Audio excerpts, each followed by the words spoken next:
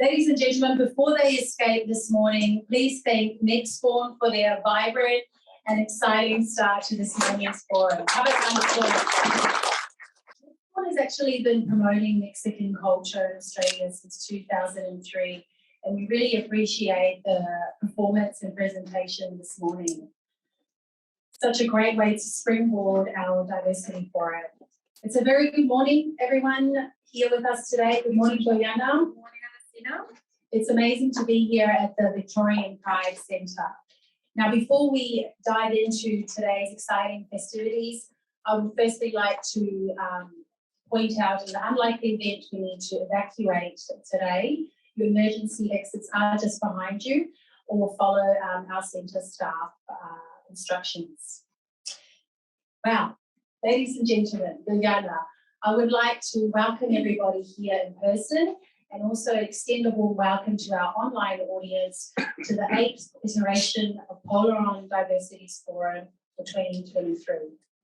The theme for this year is Words That Work, Trends, Tips and Tools to Boost Your Engagement Skills. And it's such a great way for us all to gather here today to have the opportunity to do some professional learning together. Right? That is correct. So this year's Diversity Forum is an opportunity to raise awareness about the importance of effective, ethical, and engaging communications with all Australians. And did you know, Anastina, that I love learning languages and I love writing? Yes, I did know that. And I also suspect that's why Eva has paired us up today. So thank you for that, Polaron. Thank you. I would like to formally introduce myself. My name is Anastina Bray Barberio, and I'm a very proud Pacific Island woman from the heart of Polynesia, Samoa. And it's a real pleasure to co-host your forum today. Thank you, Anastina. And I'm Biljana Dragowska, everyone. And my heritage is Macedonian. And I work as a project admin officer for the Center for Cultural Diversity in Aging. And me and Anastina, we are both excited to be your hosts for this insightful and hands-on professional development organized by Polaron with the steadfast contributions by our sponsors, National Accreditation Authority of Translators and Interpreters, NATI, and partner organizations, which are Enliven Victoria, Miriam Hofkin Global, the Center for Cultural Diversity in Aging, and Cornerstone Alliance, and Icon Media. Thanks, Biljana. I would now like to respectfully invite Uncle Shane Charles, Ayota Yota, Wurundjeri, and Boomerang Man to conduct our welcome to country this morning. Thank you very much, Uncle Shane Charles.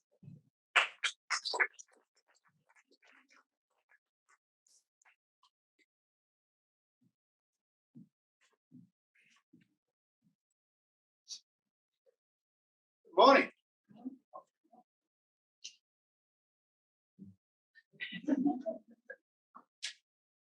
Good morning. Before I speak, I must pay my respects to my elders of the past and the present, nation, or future leaders of country. And before he's a proud Aboriginal man, and honour to the elders, the living culture on the planet is pretty special for me. Where in my country we have diversity. It's so much diversity, 2,500 tribes, over 700 languages and dialects. We aren't all the same, all very unique, all very diverse in our practice and in our ways, and living under those 4 fundamental values of the law.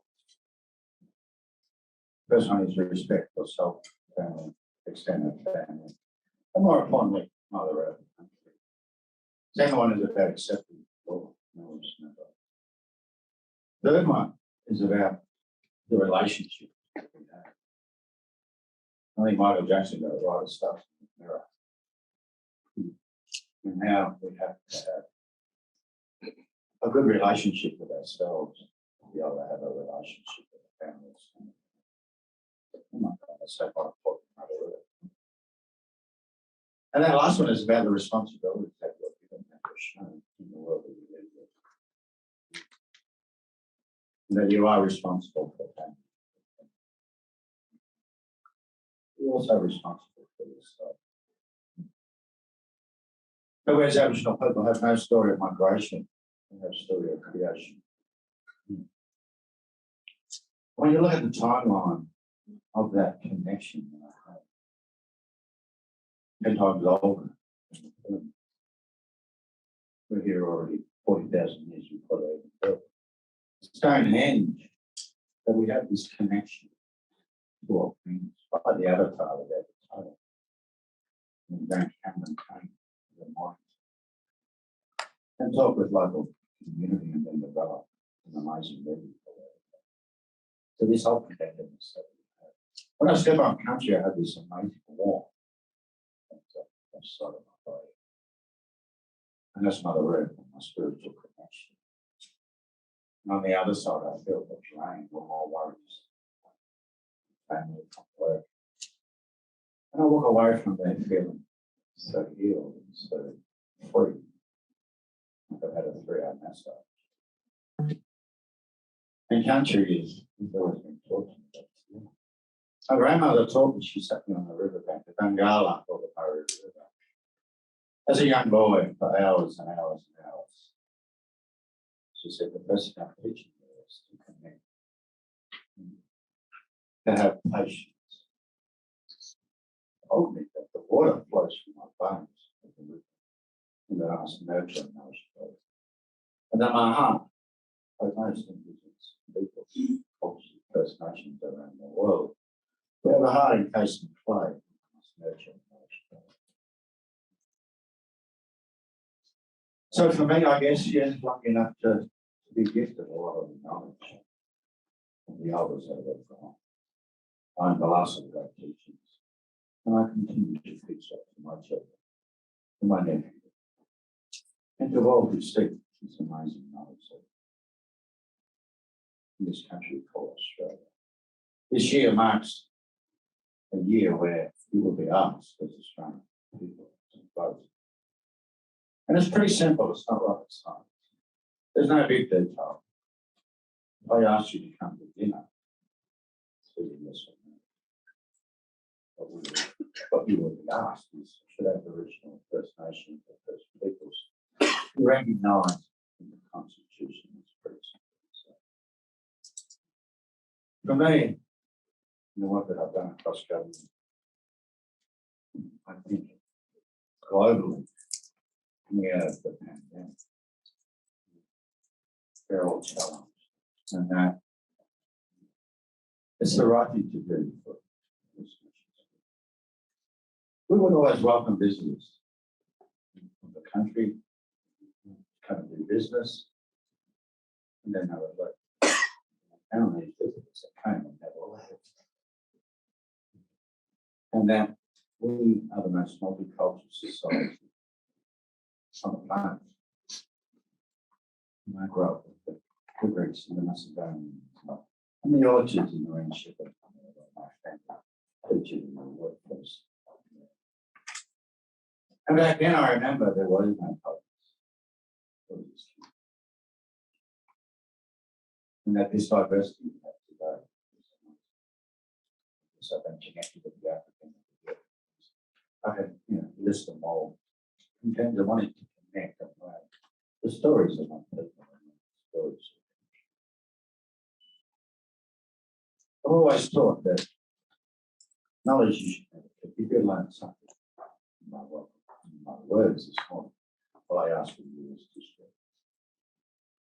Well, in the words of my ancestors, with my grandmother, Violet Crow Briggs, back to Elephant Crow, then back to Simon Wonka, then back again.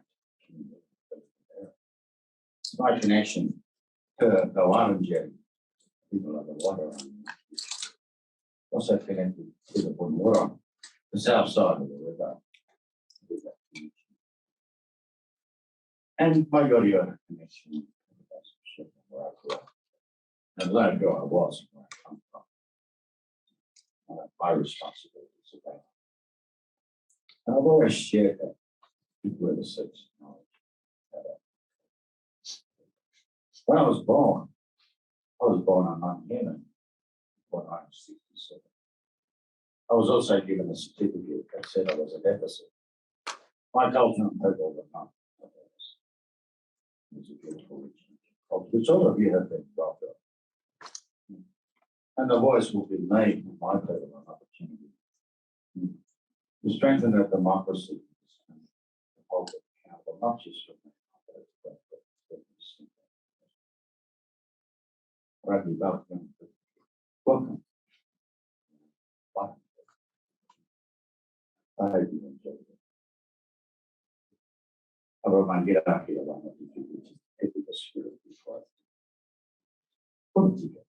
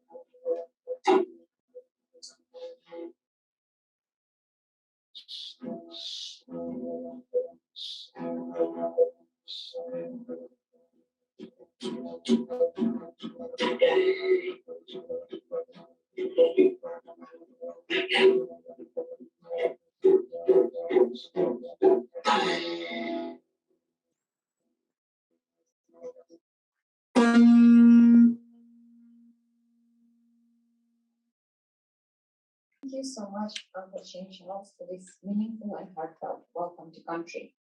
It's a great honor to have you with us. I would also like to respectfully acknowledge the past and present owners of this land. It is a privilege to be here with you. And now I invite the CEO of Polaron, Aaron Hapka, to the stage, and Helen O'Malley, Certification Development Manager at NATI as well.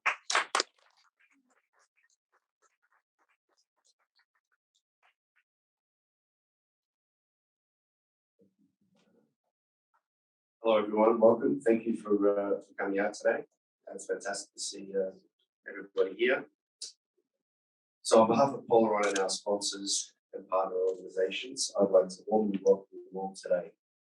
Special greetings to Heather Consula, Mayor of the City of Port Phillip, and Vivian Nguyen, Chairperson of the Victorian Multicultural Commission. Thank you for coming. So in today's challenging world, we as professionals in different fields must work towards effective, ethical, and engaging communication with all Australians. Polaron is a strong advocate of ethical translations, ensuring we work with language professionals that are based in Australia, have a NATI certification, and are remunerated properly. Over the years, we have developed a philosophy and a process around translation aimed at Australian multicultural audiences. We believe in having the relevant communities involved at every step of the way not only improves the quality of the translated collateral, but it also informs the communities about your services and programs in a more effective way. As part of this commitment, since 2016, Polaron has held VicForum each year. It's an event that encourages participants to reflect on the issues multicultural communities face and explore new ways to overcome barriers. I'm very proud that in this 8th iteration, we have created an opportunity to take action and learn how to make words work. We have gathered a group of experts and friends to show us how to engage better in communities we all serve. Finally, I would like to express our sincere appreciation to our key sponsor, NATI, and partner organisations, Enlighten Victoria, Myriad Coffee Global, Cornerstone Alliance, the Centre for Diversity and Ageing, Engage Pacifica, and Icon Media. So please enjoy today.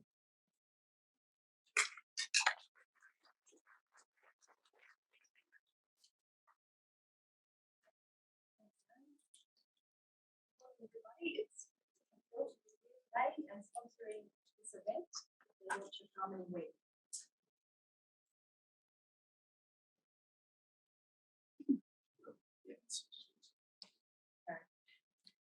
NAATI is the National Standards and Certifying Authority for Translators and Interpreters in Australia. We were established back in 1977, almost 50 years ago, so we're still very new. Certification indicates that an interpreter or translator has passed a rigorous exam and met the standards set by NAATI. We currently have over 10,000 practitioners in the certification system in over 177 languages, and all are now required to recertify every 3 years, demonstrating their ongoing work practice and professional learning. Just briefly to tell you a little bit about myself, I'm a certification manager at NAATI, and my team are responsible for the ethical and intercultural tests and the Indigenous Interpreting Project. My journey with NAATI began back in 2012 when we received funding from the Commonwealth to increase the number of certified interpreters in Indigenous languages. We now test in 14 languages across Australia, in the Territory, South Australia, WA, and Northern Queensland. In terms of ensuring effective and ethical communication, we believe this is a shared responsibility between interpreters and translators and those engaging their services. Learning how to work with interpreters and use them effectively is a very important skill.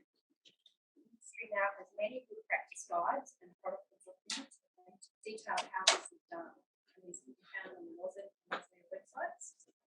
Following these rules and guidelines, interpreters will abide by their own code of ethics that require them to maintain acts.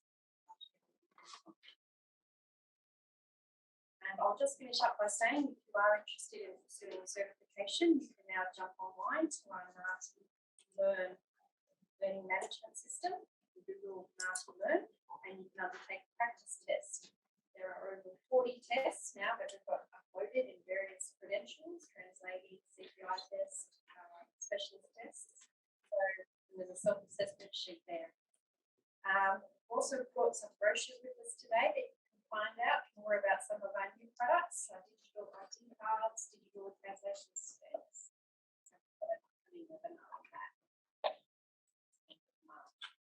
So we've got some NAATI staff here today who have, and if you'd like to subscribe to our NAATI news, there's a QR code at the end of the at the top of the bar.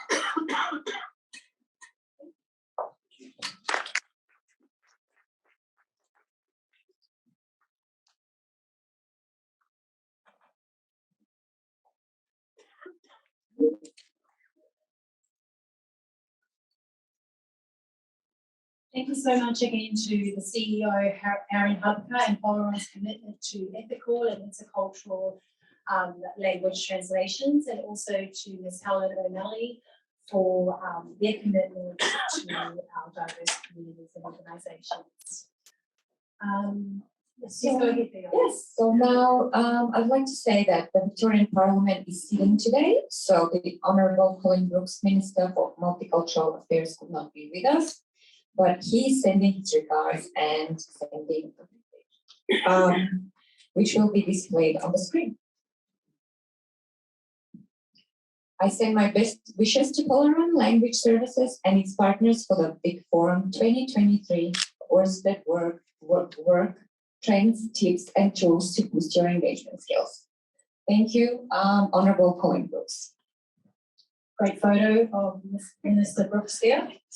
Our next guest I would like to invite to the stage is the chairperson of the Victorian Multicultural Commission to say a few words. Before she does, I would like to congratulate the VNC on the 40th anniversary. Ladies and gentlemen, Vivian Nguyen.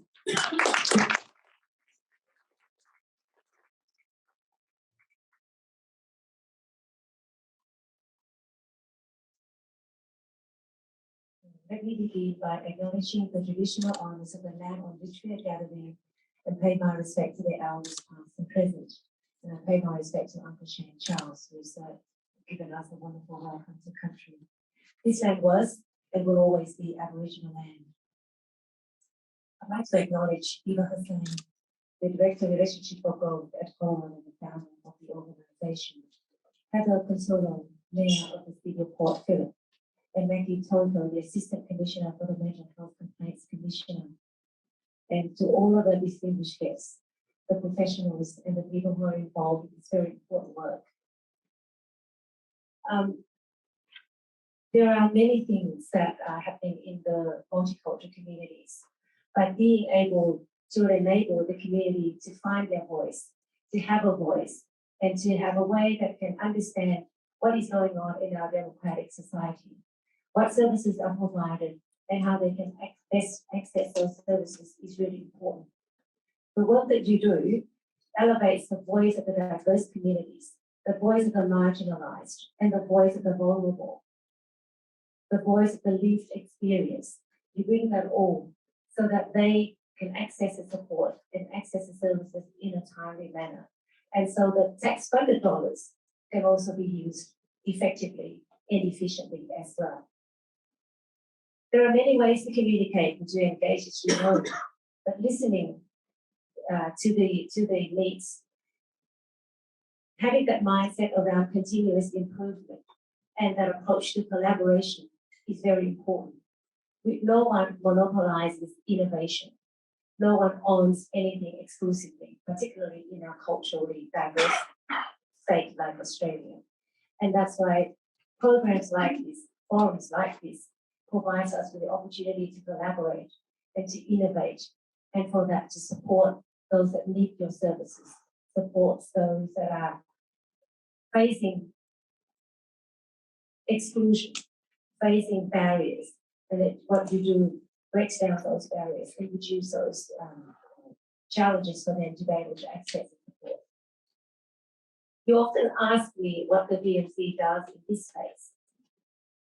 One of the biggest challenges for us is this internal advocacy, working across different departments and different government agencies to inform them, to tell them, and to respectfully agitate to them about why having services like this is critical, about your service being an essential service to government services and programs. Sometimes the things that we do don't necessarily are seen in the broader community, but what we do there supports the need for more service providers like yours, supports for more interpreters and translators like you to be able to bring those services to the community timely, accurately, and especially to make sure that they receive those in ways that are appropriate, empathetic, and relevant to them. Today is the 21st of March. It is a day, the United Nations Day of the elimination of racial discrimination.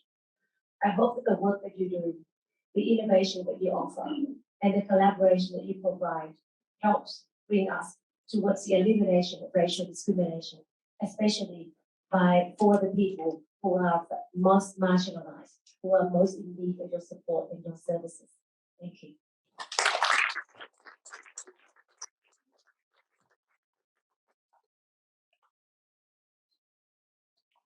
Thank you so much, Vivian. Thank you for supporting Polaron. Thank you for supporting diversity and multicultural initiatives like this one. And now I'd like to invite the Mayor of City of Port Phillip, Hedda Consulo, to the stage to share some words with us about our local municipality's commitment to multicultural communities. Welcome.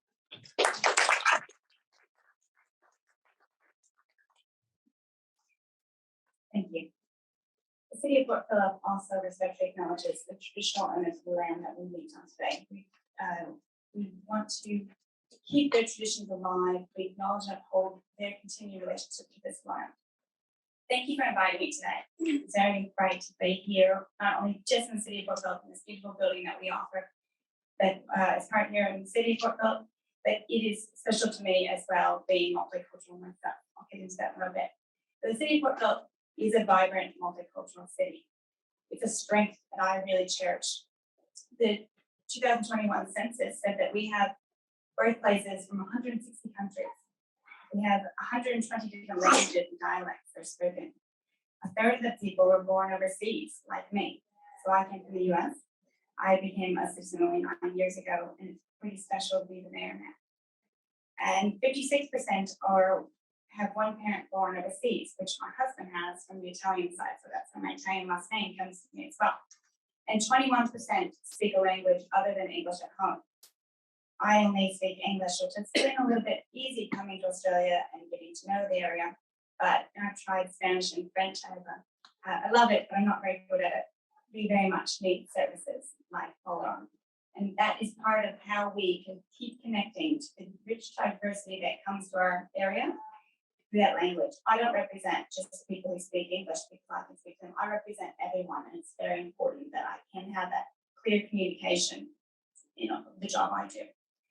Now, the City of Port Phillip has a multicultural advisory committee. We represent many different people, but it's always evolving, and we need more and more people interested in putting their hands up in that role that we fairly represent our community. Right now, we have an initiative called the Global Flavors of the South Side, and it's an online map that's showing where all the restaurants are. Now, I know there's some that are not on there, so if you go on to our website and find it and see that the one that you really love is on there, please call me. Please contact me because I want to make sure that everyone knows.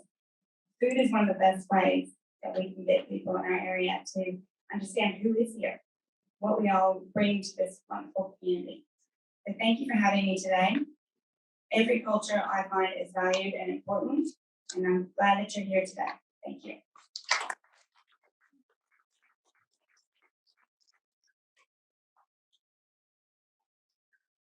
Thank you, Mayor Consulo, for your support and your presence here in support of the Polaron VicForum.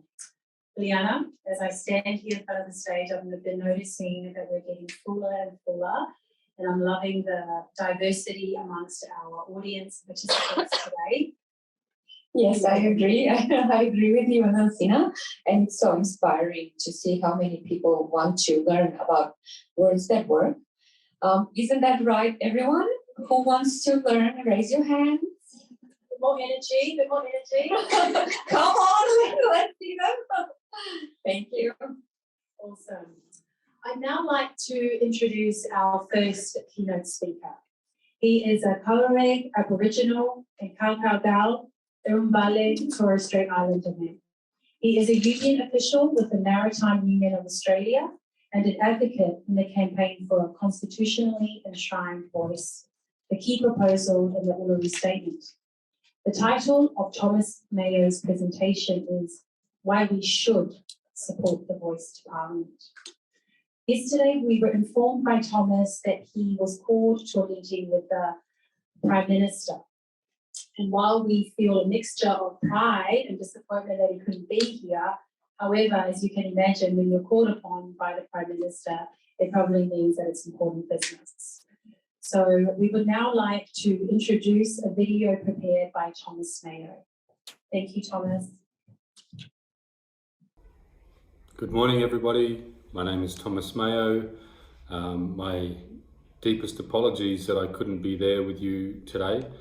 I have a meeting with the Prime Minister tomorrow morning when I'm meant to be speaking with you, and we are negotiating the final bits and pieces before the referendum alteration bill goes to the Parliament, which is the legislation required to take the nation to the referendum, which will be held later this year.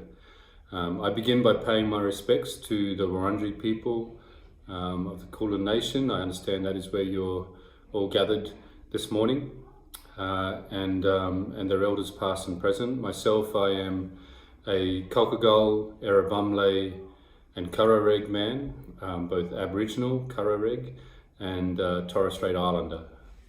I am born and bred on Darwin land. That's where I have always lived, in Darwin, on Larrakia country.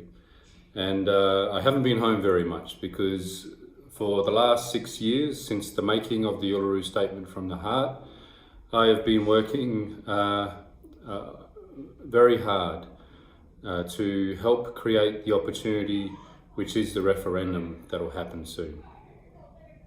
My background is I was a wharf labourer from when I was 17 years old. I was a union member on the wharf and became a union delegate, and eventually an official of the union in 2010. This experience on the wharves and in the union movement informs me about the importance of a voice But there's many ways that people can understand just how important it is that we establish a representative body for Aboriginal and Torres Strait Islander people, and I'll talk about that. But for me, I learned the value of unity on the wharves in the Union, and I learned that unity is more than just a slogan, something that you say at a rally or in a forum like this, at a conference, but it's something that requires structure.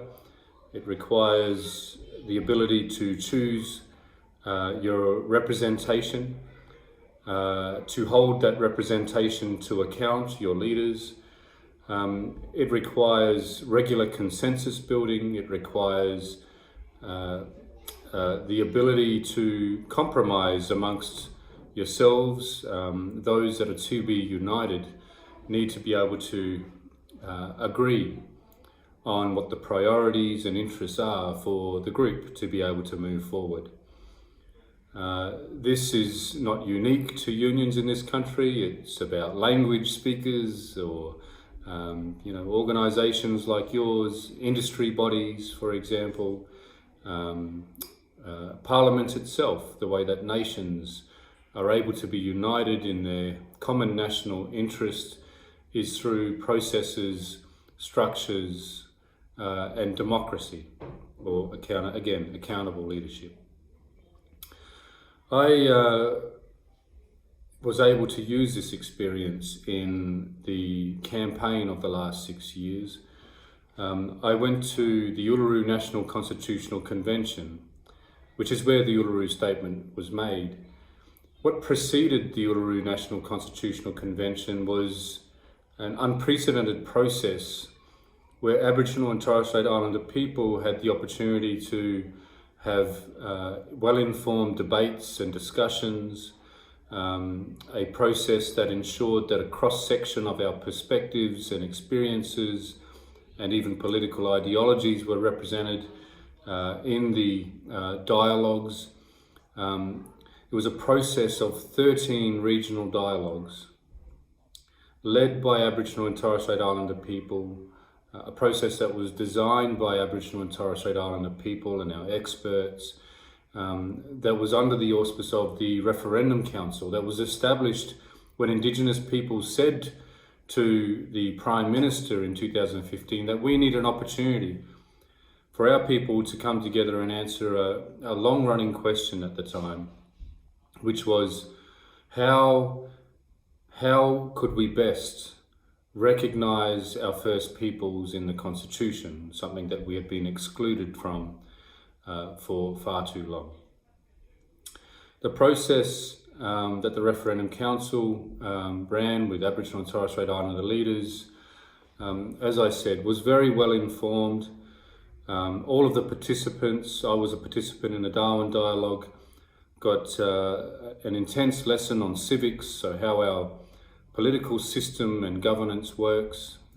We also had a history, lessons on the history of the struggle of our people, the things that we'd tried, the many statements and petitions that we'd done before that were all dismissed and ignored, the voices or representative bodies that we have established over and over again, as far back as the 1920s, they say was the first all Aboriginal political organisation was the Australian Aboriginal Progressive Association. Over and over, the Aboriginal Advancement League, the NAC, the NACC, FCATSI, and the Aboriginal and Torres Strait Islander Commission most recently, how we learned how we have established representative bodies to be able to practice unity, to be able to be heard on the matters that affect us, and how each time our representative bodies have been silenced by hostile authorities and hostile governments. And all the voice was ever doing was challenging the inadequate status quo where we were being treated negligently on reserves and missions, where harmful decisions were being made about us without us being able to inform them. So voices for Indigenous people have always been silenced. I was elected out of the Darwin Dialogue to go to Uluru, and that National Constitutional Convention, a once in generations opportunity. It was the delegates chosen from each of those dialogues to go to that culminating convention. And what our task was at Uluru was to bring the lessons from the past together that we'd learnt in the dialogues and we'd reached our priorities and positions in each of the dialogues that covered the entire continent and adjacent islands. But our job was to synthesize the positions that we had made in each of those regions and try and bring it together in one common statement. And that statement that we reached after 3 more days of dialogue, each of the regional dialogues were 3 days, but after 3 more days of intense discussion and debate at Uluru, 270 of us present, a great majority, 250 of the 270 on the final day, reached an agreement to make this statement, which we called the Uluru Statement from the Heart. Now, it was an unforgettable moment at Uluru because I remember seeing when we endorsed the statement, people that had been in passionate debate and disagreement with each other, embracing each other with tears of joy and hope, just so happy that we were able to reach a consensus. It's a political feat that should be celebrated forever. I'll just recite the Uluru Statement now, so I hope you will feel what we felt in the room when we endorsed it, with so much hope. We gathered at the 2017 National Constitutional Convention, coming from all points of the southern sky, make this statement from the heart. Our Aboriginal and Torres Strait Islander tribes were the first sovereign nations of the Australian continent and its adjacent islands, and possessed it under our own laws and customs. This our ancestors did according to the reckoning of our culture from the creation, according to the common law from time immemorial, and according to science more than 60,000 years ago. This sovereignty is a spiritual notion, the ancestral tie between the land or Mother Nature and the Aboriginal and Torres Strait Islander peoples who were born therefrom, remain attached thereto, and must one day return thither to be united with our ancestors. This link is the basis of the ownership of the soil, or better, of sovereignty. It has never been ceded or extinguished, and it coexists with the sovereignty of the Crown. How could it be otherwise? That a peoples possessed the land for 60 millennia, and this sacred link should disappear from world history in merely the last 200 years? With substantive constitutional change and structural reform, we believe this ancient sovereignty can shine through as a fuller expression of Australia's nationhood. Proportionately, we are the most incarcerated people on the planet. We are not an innately criminal people. Our children are alien from their families at unprecedented rates. This cannot be because we have no love for them. And our youth languish in detention in obscene numbers. They should be our hope for the future. These dimensions of our crisis tell plainly the structural nature of our problem. This is the torment of our powerlessness. We seek constitutional reforms to empower our people and take a rightful place in our own country. When we have power over our destiny, our children will flourish, they will walk in 2 worlds, and their culture will be a gift to their country. We call for the establishment of a First Nations voice enshrined in the Constitution. Makarrata is a culmination of our agenda, the coming together after a struggle. It captures our aspirations for a fair and truthful relationship with the people of Australia and a better future for our children based on justice and self-determination. We seek a Makarrata Commission to supervise a process of agreement making between governments and First Nations and truth-telling about our history. In 1967, we were counted. In 2017, we seek to be heard. We leave base camp and start our trek across this vast country, We invite you to walk with us in a movement of the Australian people for a better future. So those are the very powerful words of the Uluru Statement from the Heart, that wonderful consensus that we reached at Uluru, right by that sacred rock, in 2017, 26 May. And we've come a long way. We predicted that the decision makers would reject the Uluru Statement, and that's happened under the Turnbull government. But because we predicted it, we made sure the Uluru Statement was addressed to you, to the Australian people, because we wanted you. It's an invitation to you, to all Australians, to accept our First Nations, Aboriginal and Torres Strait Islander heritage and culture as part of who we are as Australians in the Constitution, and to accept our voice so that we can make our lives better by simply being able to speak to the Parliament and the government before they make decisions about us. The Uluru Statement proposes this through a constitutionally enshrined voice. Remember, I mentioned that all of our previous representative bodies or voices that we've established before have always been silenced. And so the Constitution is a way to put it out of the reach of future hostile governments by the Australian people, saying to all future parliaments that Aboriginal and Torres Strait Islander people should always have a say when decisions are made about them. The only way to do that is to enshrine it in the Constitution. It also proposes a Makarrata Commission. Makarrata is a word for the coming together after a struggle. It's a Yolngu word for the Aboriginal people of North East Arnhem Land. And the Makarrata Commission would supervise a process of agreement making or treaties and truth telling to the nation. Our focus is on the voice.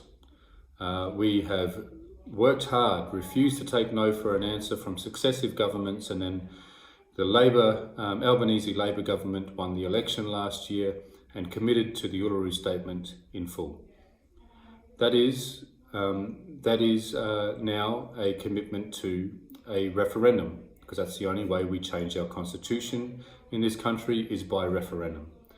And the Albanese government have promised to hold that referendum in the second half of this year. I think it'll be October. So this is an urgent speech that I'm giving you. It's not just to teach you about a bit of Indigenous history. It's not to do truth telling. This is, although that's certainly part of it. But this is about action. This is about something that will happen in this country, likely in October, and we have a choice of saying yes or no. If we say yes, we're saying yes to recognising the First Peoples in a way that we have chosen, which is by giving us a voice to the Parliament.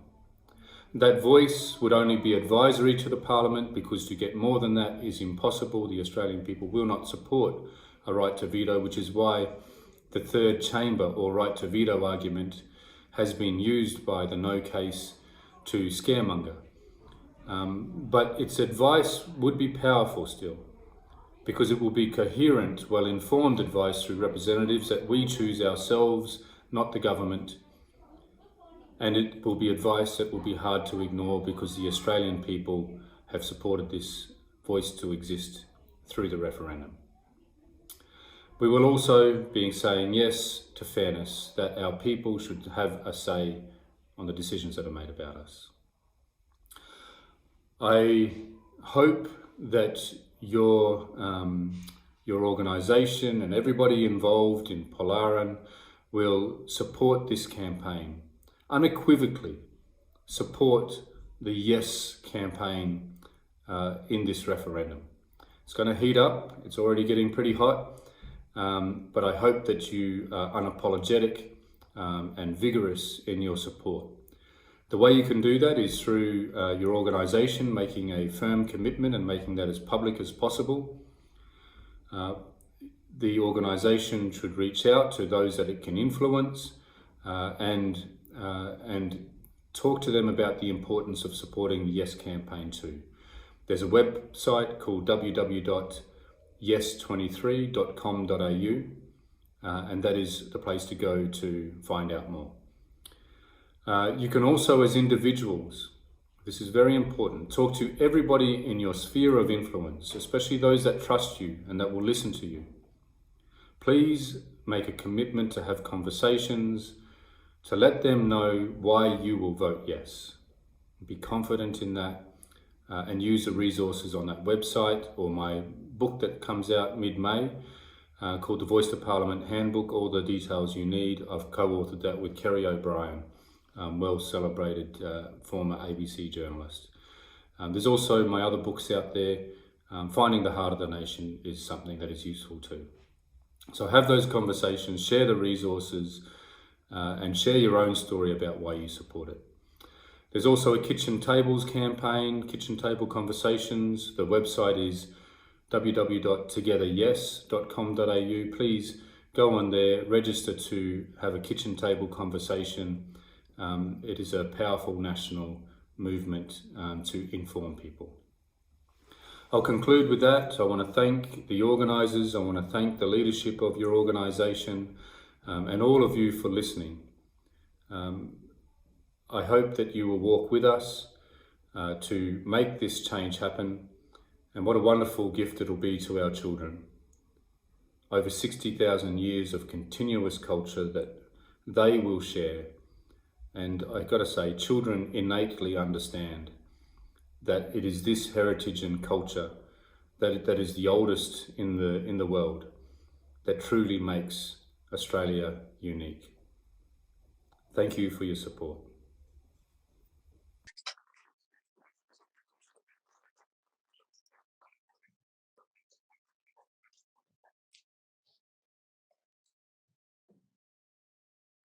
I don't know about you, but I was very touched from this heartfelt video presentation by Thomas. There's so much to think and consider. I will be buying his book. Very inspiring speech, and we wish him well. We encourage you to keep learning about the referendum so that the First Nation people are given a voice that they deserve. Yeah, absolutely. And as Thomas Mayo pointed out, that referendum is coming up around October. And like he said about unity, it's not just a slogan. Let's start taking some action and commit to those conversations to support our First Nations people. I would now like to move to the next stage of our event today. She is the founder and director of Polaron, and you are probably familiar with her work. I would now like to introduce the lovely and delightful Eva Hussein to join us on stage. Thank you, Eva.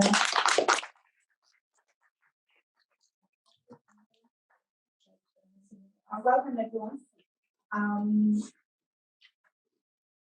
I wanted to say that acknowledgement of country has become a sign of respect in Australia, and it's quite commonplace.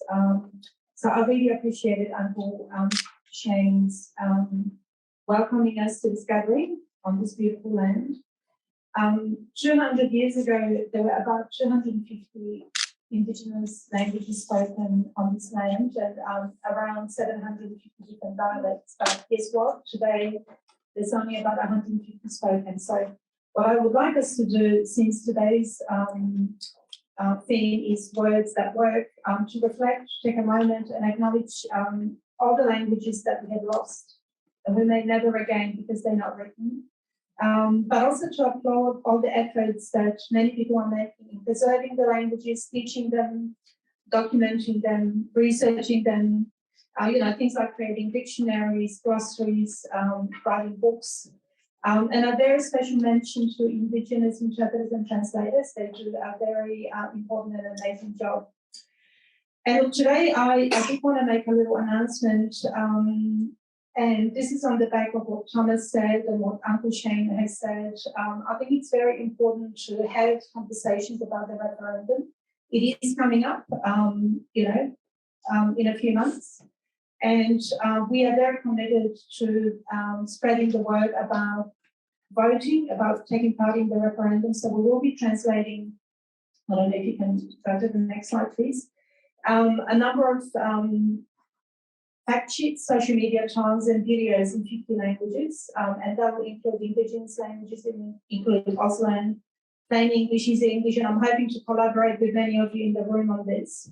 And it will be done with a wonderful organisation called Life Without Barriers. And we're currently working with Reconciliation Australia to translate them, because you know what?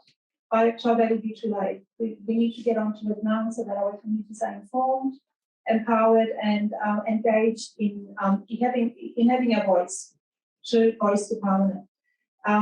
So thank you. And now I wanted to say thank you to a couple of people, and I chose them. So they're not proper awards, but these are people that are really value, and they're my friends. They're friends to Polaron, they're translators, they're interpreters, they're community leaders that we work with day in, day out. They support me. I hope they see my support to them. So the first person that we wanted to acknowledge is, I think, and we're going to get the beautiful colour to this, my beautiful assistant. The first person to recognise is Taha. So let me just tell you a little bit about her. Like me, yes,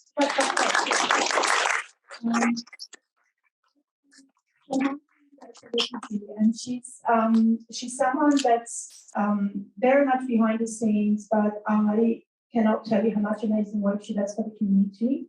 Recently, she helped with a family refugee family that came to Australia with all the hands-on work that's just amazing behind the scenes. So Saha, thank you for all your hard work. There's a certificate.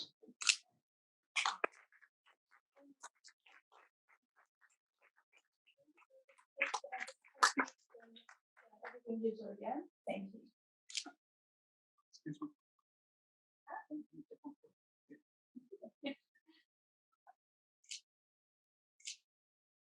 Thank you so much. All right. The next special, and that's Gabby. With Gabby, we've been working together for 20 years, so a long, long time. Come through, Gabby.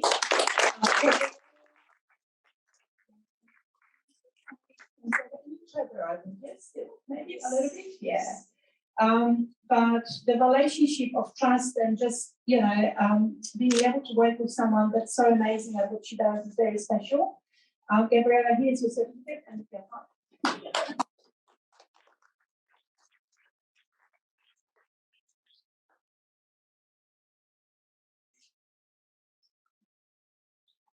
it's just a little token of appreciation. And then we have two people that couldn't be here today, but we've got them online, I believe.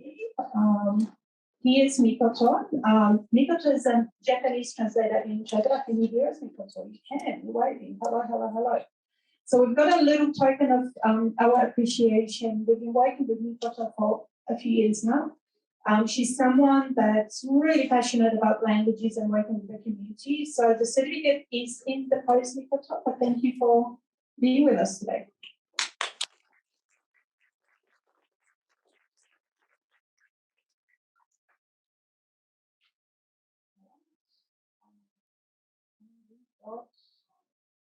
Next person.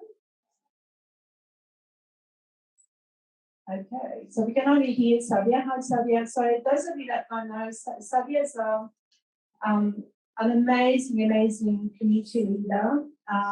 She also works for the city of Casey, but today we're recognizing her for being my friend. Really, and being someone that's really passionate about communities, but in such a sincere way. So, Savia, if you can hear us, thank you for being Savia.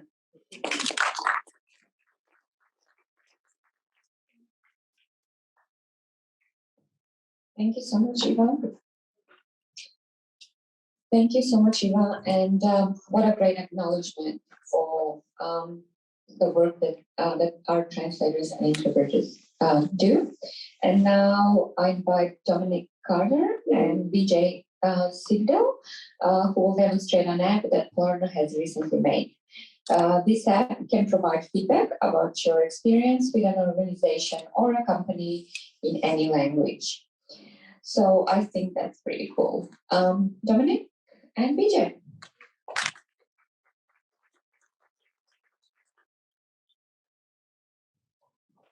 Hello, everybody. Hello, everybody. Guys, again. We are going to try and demo live. This was a plan A all the time, then there was a plan B along the way. And now we're kind of winging it as a plan C. But before I waffle on for too long, I'm going to start by acknowledging the traditional owners of the land and pay my respects to leaders past, future, and emerging. Wonderful land, wonderful place. Love the Judy. I hope everybody enjoyed that. That was great. Okay, so what are we doing here? I've got some notes that I'm going to studiously ignore. There they go.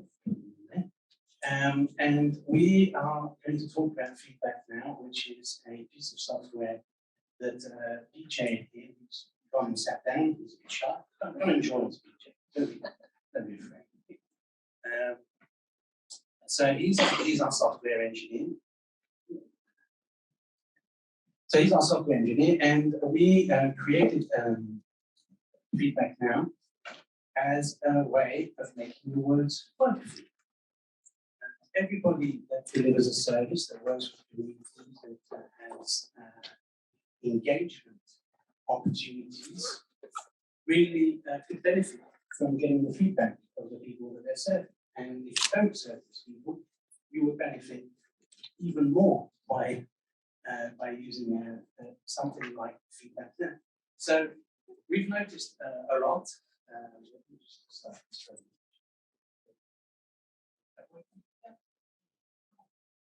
This is going well. So we've noticed. Sorry, I was going to show the button here. Just a second. Feature. Doing well.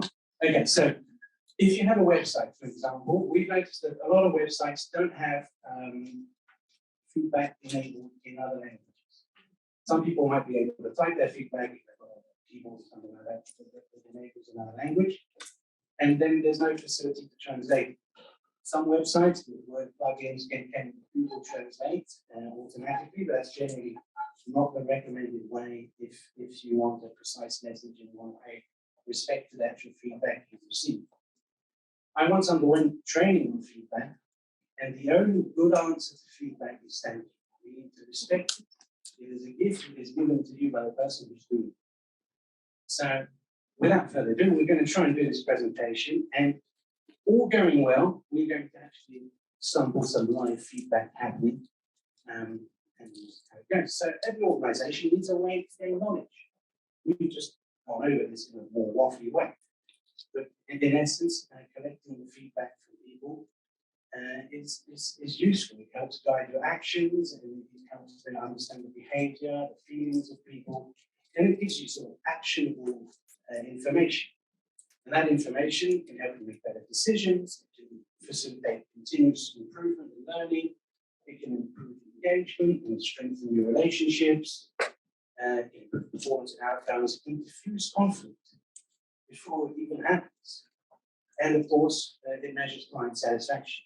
Anybody who is accountable will surely appreciate some information. We often work with a vacuum. We're trying to address that. Okay, so why should you translate feedback? We talked about Google. Translation is often neglected.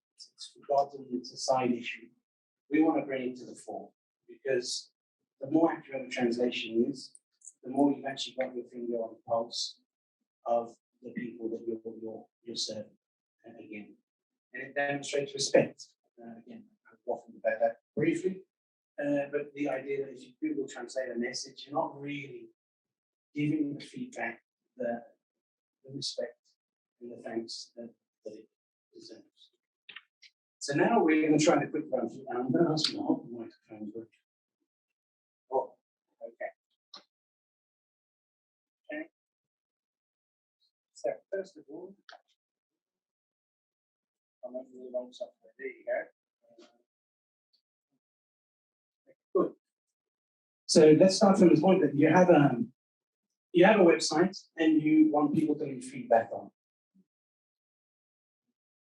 Okay, good. So you have a website and you want people to leave feedback. So this is the sort of interface that you're going to reach to be able to leave the feedback. You can see here that we've got languages mentioned. Oh, you can't see it? Ah, because my presentation is running. Okay, you see, this is the joys of live demos. We've got everything ready. And then, oh, is this working? Sorry about that. I'm not a technical whiz. Just close it all.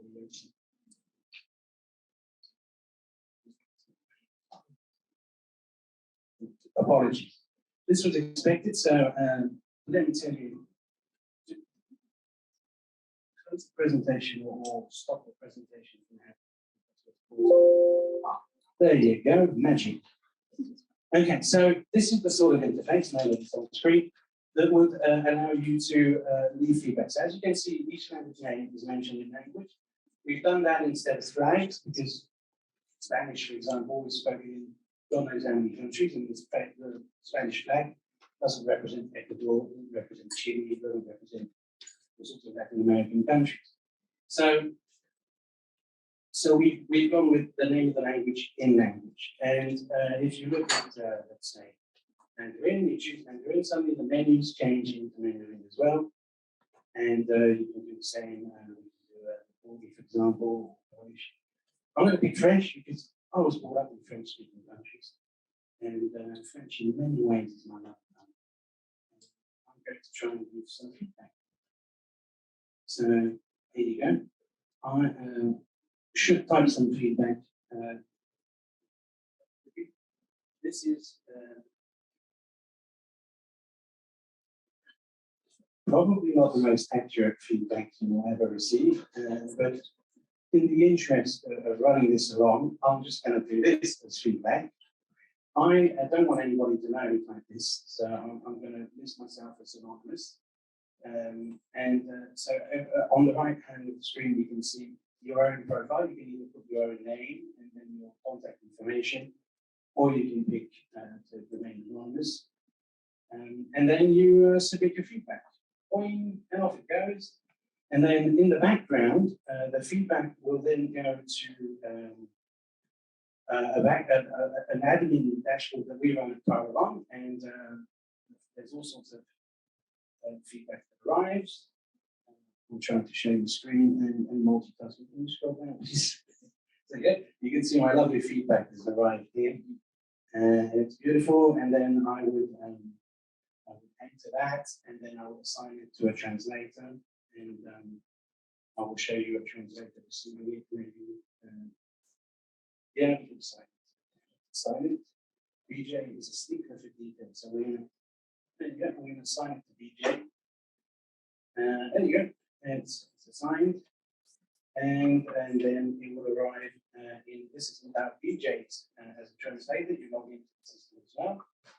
And DJ receives the feedback to translate. Yeah, so DJ is the king of button pressing. There you go. And he's got his feedback here to do. So he would translate it here and say, I'll try and type something in English. This is wonderful. And he'll submit it. And then that'll shoot the message back to Polaron. Admin, and then we'll shoot the message back out to the website. Basically, it'll go straight onto your website page. I am going to let BJ show you because I've glossed over really quickly something that I think is quite important. And it is that you can leave feedback in different forms. So there you type the feedback, and if you don't want to type it, we can, for example, do a video. So you can share.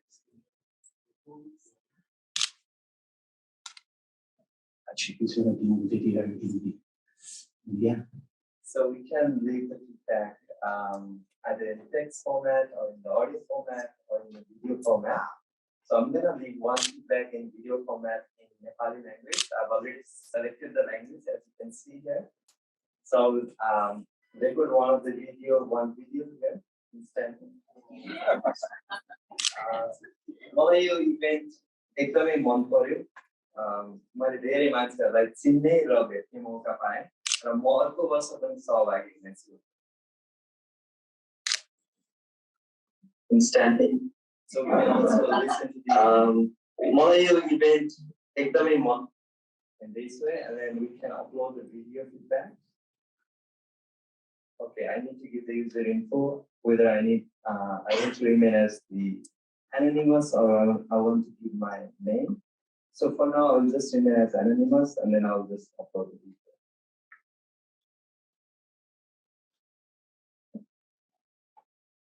You can not be anonymous.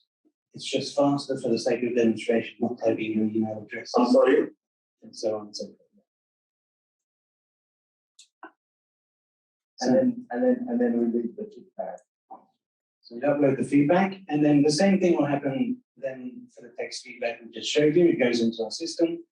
We allocate it to a translator. The translator sees the video, can transcribe the translation straight into a window, and then can send it back.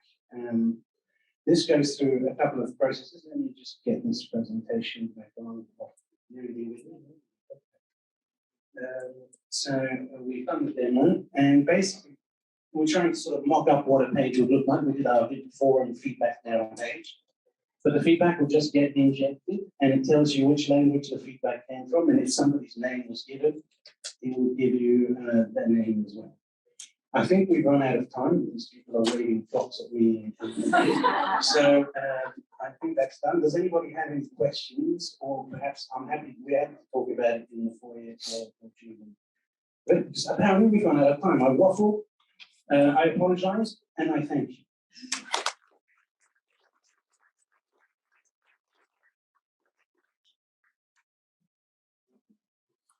Thank you kindly, Vijay and Dominic. It's my pleasure to introduce our next keynote speaker.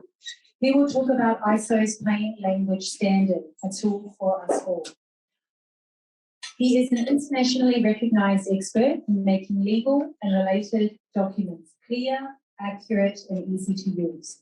He is the project leader of an ISO working group for the development of a standard for plain language. Ladies and gentlemen, I introduce Christopher Barnford.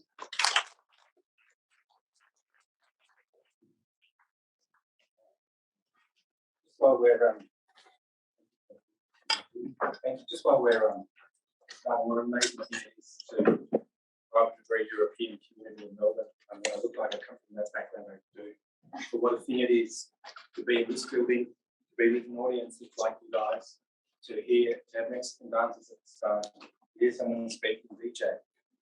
Sorry, not in VJ, to hear VJ speak in the play. There's a cocktail bar in Detroit that I go to, it's fair to say too often. My wife and I kind of look around the corner, it's called the Everly. And one night, when it was totally going off, it hadn't been open very long. It was a very exciting night. And I sort of, in an enthusiastic moment, said something like, I didn't know this is what I said, it wasn't something like, I said, oh, let there be the Everly. And it kind of became that thing that gets said late at night, the Everly when I'm around. But I stand here today and I have a very different thought, which is, oh, let there be diversity. Because really, it is exciting. It's so exciting. You know, I walk into buildings all around Australia, and there's a plaque about who opened the building, or there's a memorial to people who died in a war long ago. And I remember noticing when I was young that their names never ended in vowels. So quite their surnames, but quite a few of my friends' names ended in vowels. And gradually that's changing. And what a beautiful thing it is. Thanks for doing that. A tool for us all, the Plain Language Standard. I'm going to leave my glasses on now. ISO, the International Standards Organization, has. Christopher, sorry to interrupt. It's me. Yeah. Maybe closer to the microphone. Thank you very much. I dropped it down.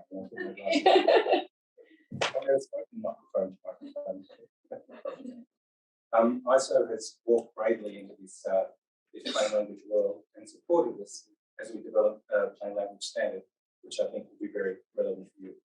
Before I go any further, I too want to acknowledge the traditional owners of the land on which we meet, pay my respects to their elders, past, present, and emerging.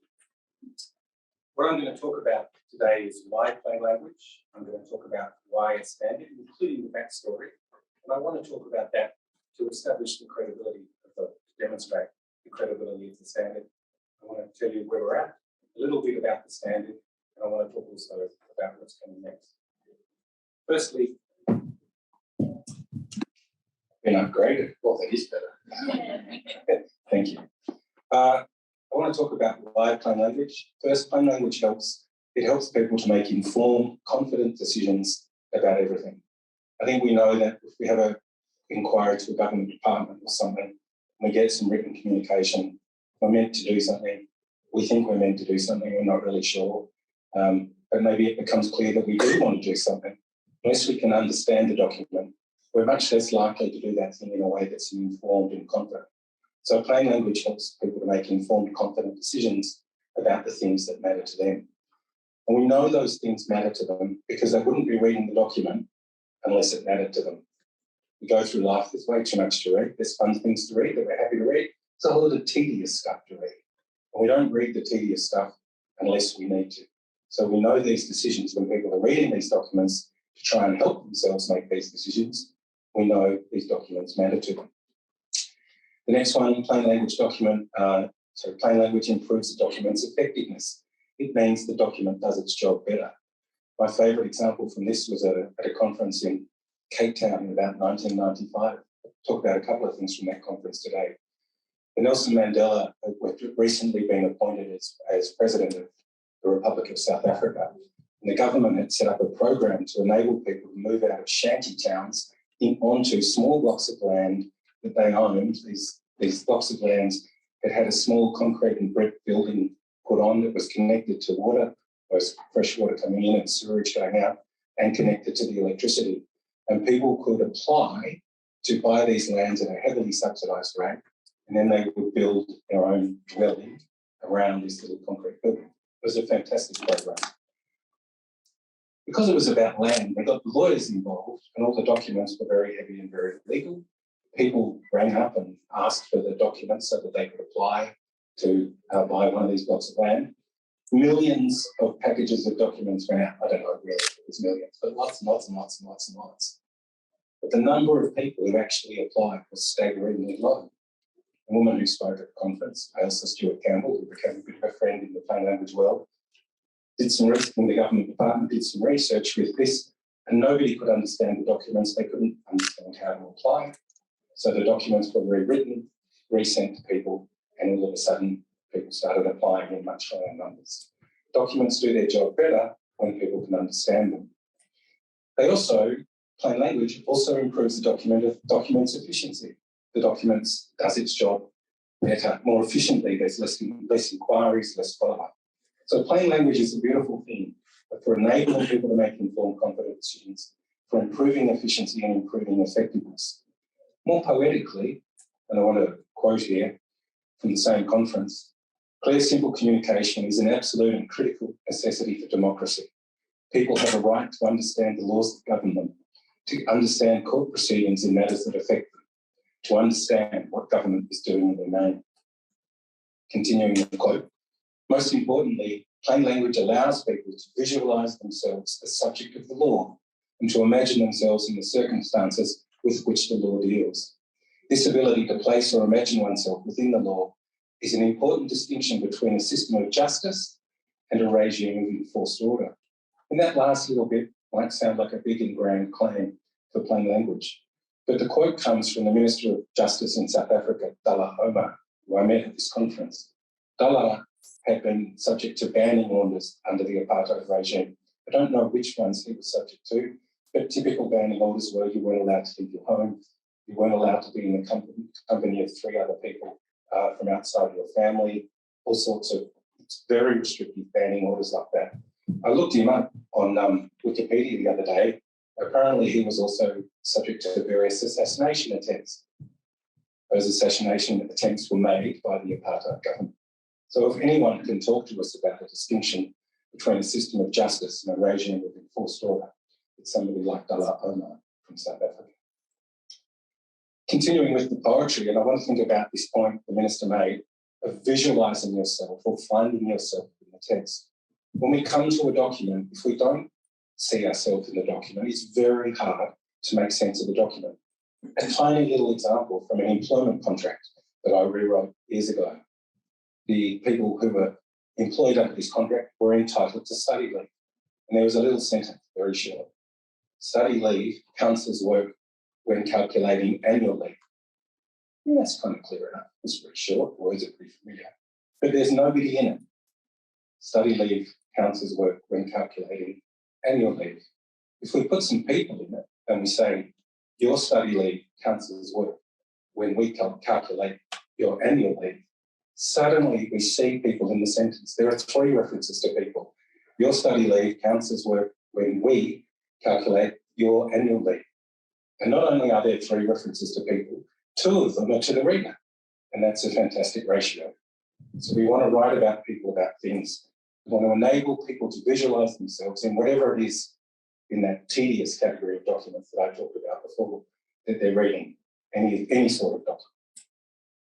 The other thing to say about plain language is that it eases translation. This is an eternal theme at conferences where translators who I've met at these conferences talk about the fact that they never know whether they should rewrite the absurd complexity of the existing document or whether they should write a simpler version of it. And even if they're compelled to rewrite the more complicated version, the non-plain language version, that takes extra time. Lastly, plain language is a stepping stone to easy English. I should say I'm talking today about the standard in relation to plain language, which is due to be published in May this year, an exciting moment. There are other standards being worked on by other groups within ISO that are all about easy English. There's a woman called Esther Hedberg, I think from Estonia, who's leading that work. So why a standard? The backstory? Well, there are 3 plain language groups in the world. I'm a member of all of them. The first one is Plain Language, which is Plain International. It's an international organisation and focused on all fields. The one in the middle there, Clarity, as its logo suggests, it has a focus on legal language, but it too is international. The one on the right, the Centre for Plain Language, is mainly in the Americas and extra mainly in the United States. And it focuses on all fields, but it has a strength in government. I really encourage you to join myself. And if you're not sure which one to join Plain, because it's international and does everything. So these 3 plain language organisations came together and formed the International Plain Language Federation. It doesn't have any other members, it just has those 3 organisations. And the Federation set out to do a bunch of stuff. It set out to do this at a conference in Amsterdam when I was the president of Clarity. And it was exciting times. We've been talking about this stuff at conferences for years, and we started to try and make it happen. So we wrote an options paper in the journal Clarity that's produced by the organisation, which set out that a half a dozen tasks. We should get a formal definition for plain language that we agreed on. We should aim for a standard. We should do certification based on the standard. We should advocate for plain language. We should do more research in relation to plain language. We did a few of those other things, and then in 2018, we started to focus on the standard. Clarity had changed its name to the Clarity Journal, and we produced a journal that focused just on issues relating to the standard. Clarity had a conference in Montreal. There were 300, 400 people in the room at a plenary session. We asked for their endorsement. We ran through a lot of issues, and we asked for their endorsement to pursue a standard, and they voted overwhelmingly yes. Then the Federation made a proposal to Standards Australia that it should do a plain language standard. Standards Australia responded, I can only say, spectacularly quickly and efficiently, and said we should up this and make it an international thing. So we did. And we made the proposal to ISO at its conference in Ottawa. And then in September 29, it was approved. There was another vote at that, a Plains conference in the plain language world, getting people to make sure that we had the support of the community. Drafting began in late 2019, and the standard is due in May this year. Some of us in the room, Cinzia and Theobald in the back, are wildly excited about the development of that. Cinzia's organisation Enliven has made a huge contribution to it and is responsible for me being here today. Thank you, Cinzia and Enliven. Yeah, but why again? I should also say that Enliven won the most prestigious international plain language award a couple of years ago, presented by Plain, so that's pretty cool. Hugely cool. Yeah, why a standard? Well, standards are good for lots of reasons. And the analogy I always like to do is a printer. Imagine if you said, well, I like printing my documents on pages that are about 25.4 centimetres long and about 19 centimetres wide. And I want them to be white, and I want them to be about this thick. And I need to have a printer that will print that. It will be a nightmare, yeah? But we just walk into Officeworks, wherever we buy our printers and our paper, and we go, yeah, that's the one. I know they work together. That's because the people who make printers make them to a standard that says they'll deal with A4 paper, and incredibly, and it's not just a coincidence, the people who make paper make it so it will fit those printers, yeah? And none of us need to think about that. And if you've run out of printer and I'm coming over to your place, I can bring some of my paper because it'll fit, yeah? So standards are good. It's also difficult without a standard to assess the quality of processes and output of what's been done. There's nothing to measure things against. What even is plain language, which has been an issue in the plain language world, and I'll get to that in a few minutes. Also, having a standard provides consensus around international experts to help make sure that we're all agreed on what should be done. And ISO's process of consensus-driven international experts coming together to reach agreement is a really sound process. Lastly, the result of the standard is it provides guidance for authors everywhere, writing documents for all sorts of people. We're at the International Standards Organisation. You've probably know it as ISO. It's responsible for 24, when I last looked, 1,673 standards. It's a not-for-profit body that has 167 members. They are the national standards bodies from 167 countries. There's only one per country. The one in Australia is Standards Australia. We're at Technical Committee 37. If you look right down the bottom, it's been going since 1947, and it's responsible for a whole bunch of standards and developing more. So these people really know about standards.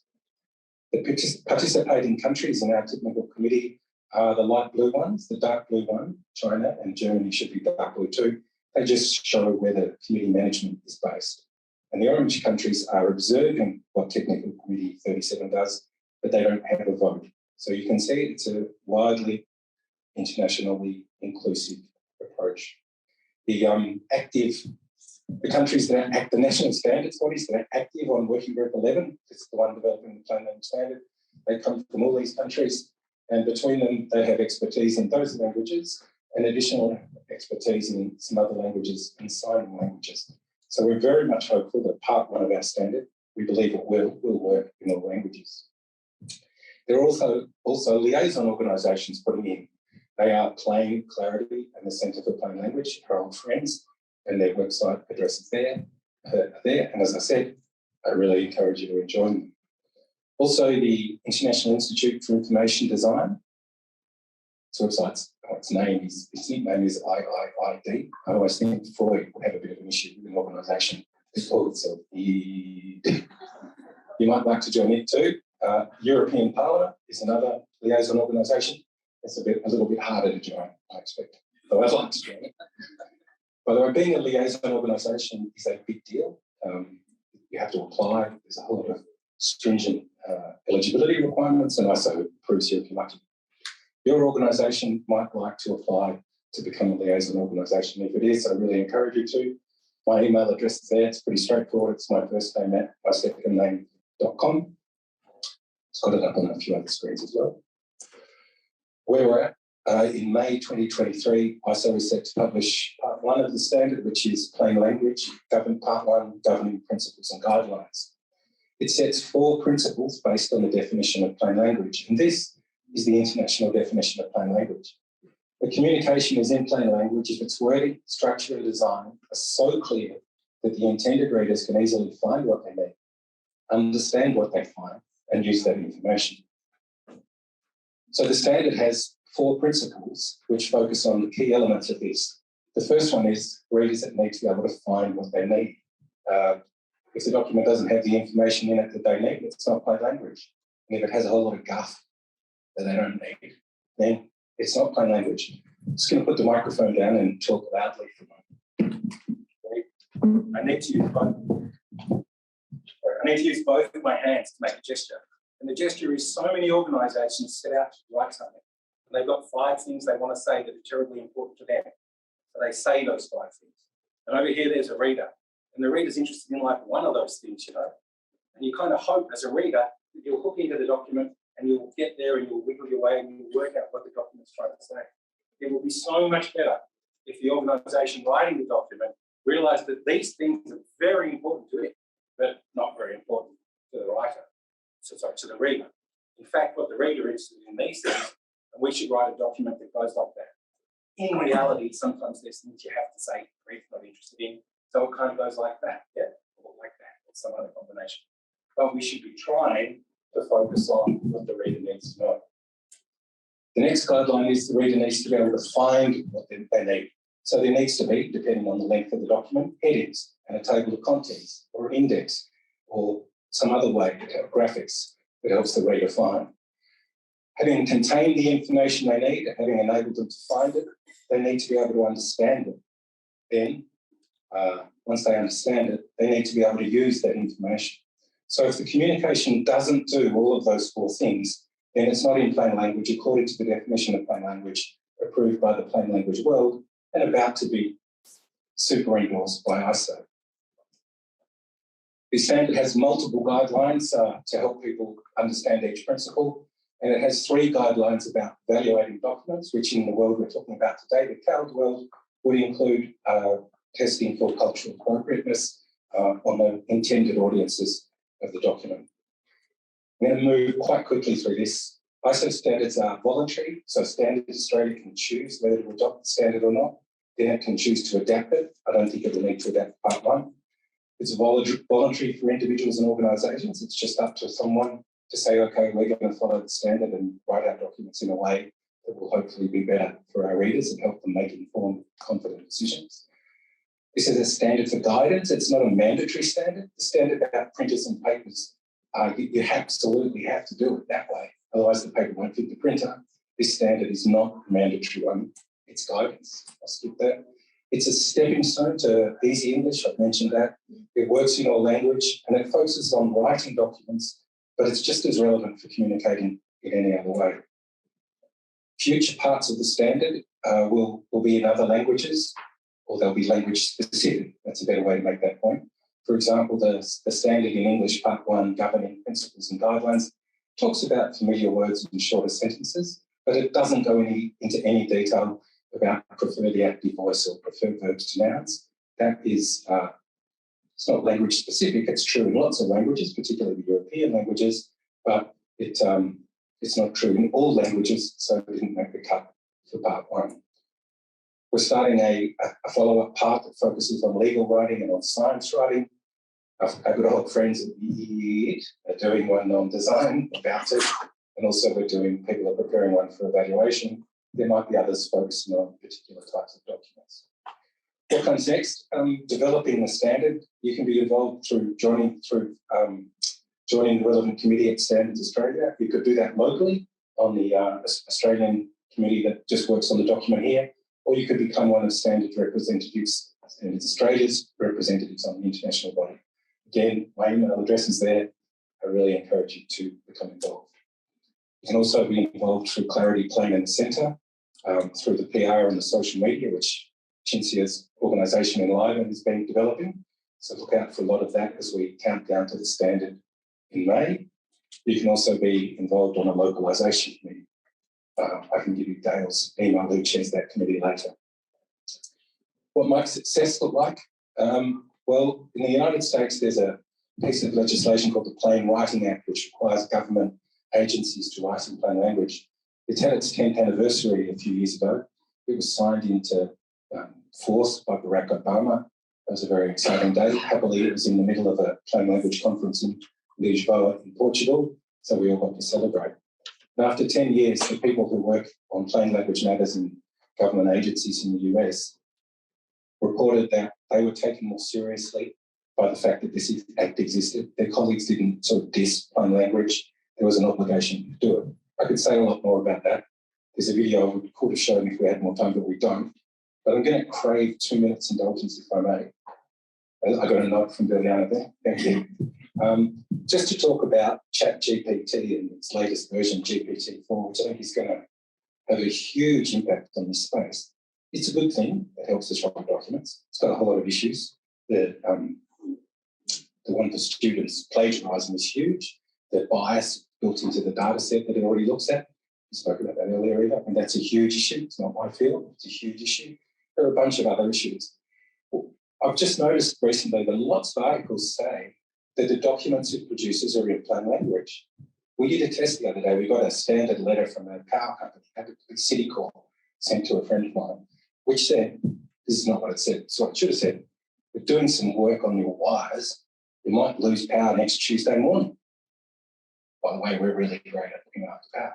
Didn't say that, I said it the other way around. No surprise at that. So we ran this, it was on the, obviously, it's a full page. We ran it through Chat GPT, the latest version, GPT-4, and we said, do a plain language rewrite. And it did an okay job, but it still left all the marketing guff at the top. Then we said, put some headings in it, and it did an okay. One of the one of the headings was inappropriate. We then said, follow the plain language definition that I talked about before and rewrite it in light of that. The silly thing, it's got lots of good things about it, the silly thing still left the marketing guff at the top. And bizarrely, it left out the date and time on which the work was going to be done, right? Which is the most important thing, right? I don't really care what you do. I just want to know what day and what time is it that my power might be out. Yeah.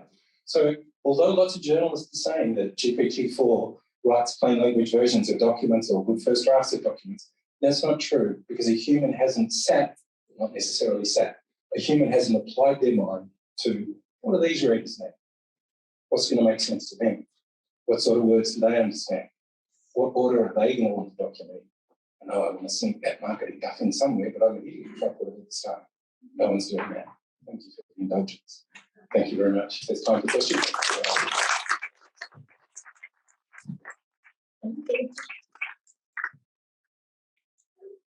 Thank you, Christopher.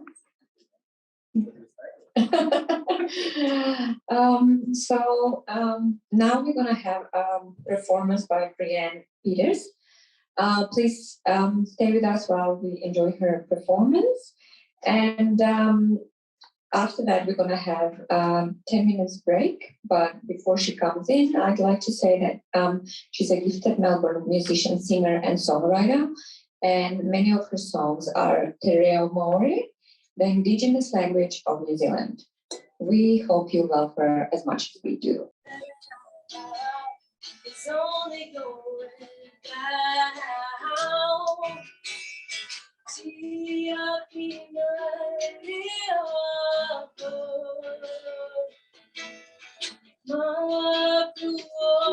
no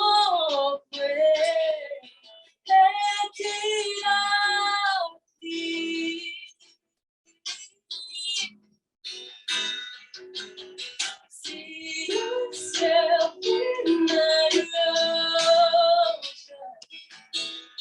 Here comes jumping over you. Knowing now, knowing before. My existence of you.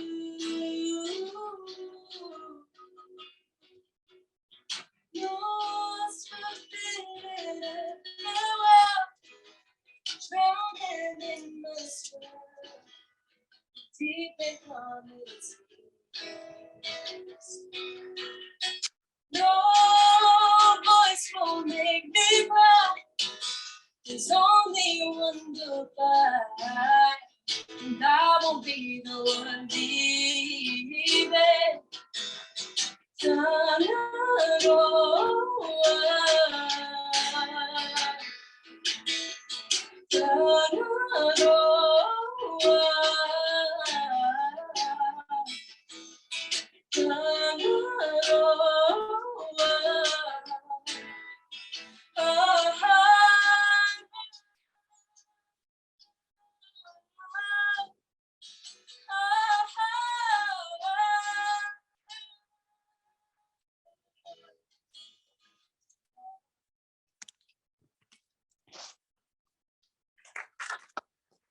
Maria is a lauded human rights advocate and champion of diversity and gender equality, particularly around the rights and meaningful inclusion of women from migrant and refugee backgrounds, especially in policy and system reform. Ladies and gentlemen, I would like to welcome Maria Demopoulos to the stage. Thank you, Maria. You can it go, but we also like to introduce our panelists as well that come with Maria. Maggie Togo, Assistant Commissioner, Mental Health Complaints Commissioner. James Seo, Research Officer and Group Facilitator, Monash University. Malovika Kaduarpur, Strategy Lead Gender Equality, CEO Casey. Amira Rakhmanovich, Health Education Manager, Multicultural Center for Women's Health. And Carlos Fuentes, Head of Community Engagement, Polaron. Thank you, everyone.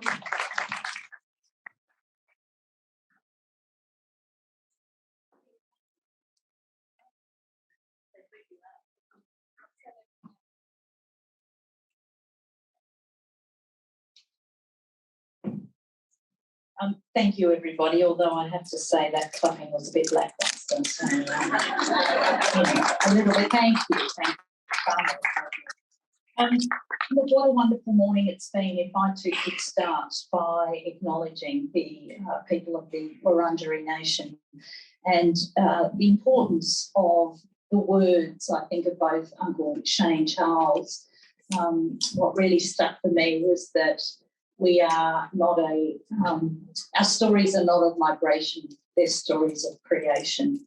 And of course, Thomas Mayo and his call for action, and our history is calling. And I think it's important that we recognise that we are at a pivotal point in this nation's history.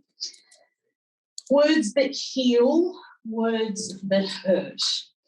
What we aim to do in this particular panel is get a fairly vigorous conversation happening about the significance of words, concepts, their impact, language, and a whole range of other issues that I know each and every one of our panellists is going to touch on. I'm going to put a couple of questions to them to get the conversation started, but then we want to make this as interactive as possible and get each of you involved. So ask questions, make comments, and so on. But let me start with a quote. A 21st century Jewish rabbi shared this striking statement about the power of words, and I quote, "Words are singularly the most powerful force available to humanity. We can choose to use this force constructively with words of encouragement or destructively, using words of despair. Words have energy and power and the ability to help, to heal, to hinder, to hurt, to harm, to humiliate, and to humble." Rabbi Yehuda Berg. Maggie, you know that there's great power in language. And we know that the way that we use language can have far-reaching impact. I often hear a great deal of stigma attached to the way that some of us in our multicultural communities talk about mental health. Can you reflect on some of the initiatives, and I know the enormous work that you've done over many years, to use words that directly challenge that stigmatisation of people with lived experience in particular? Oh, I don't know if it's working either, so why don't you use that one? Thank you.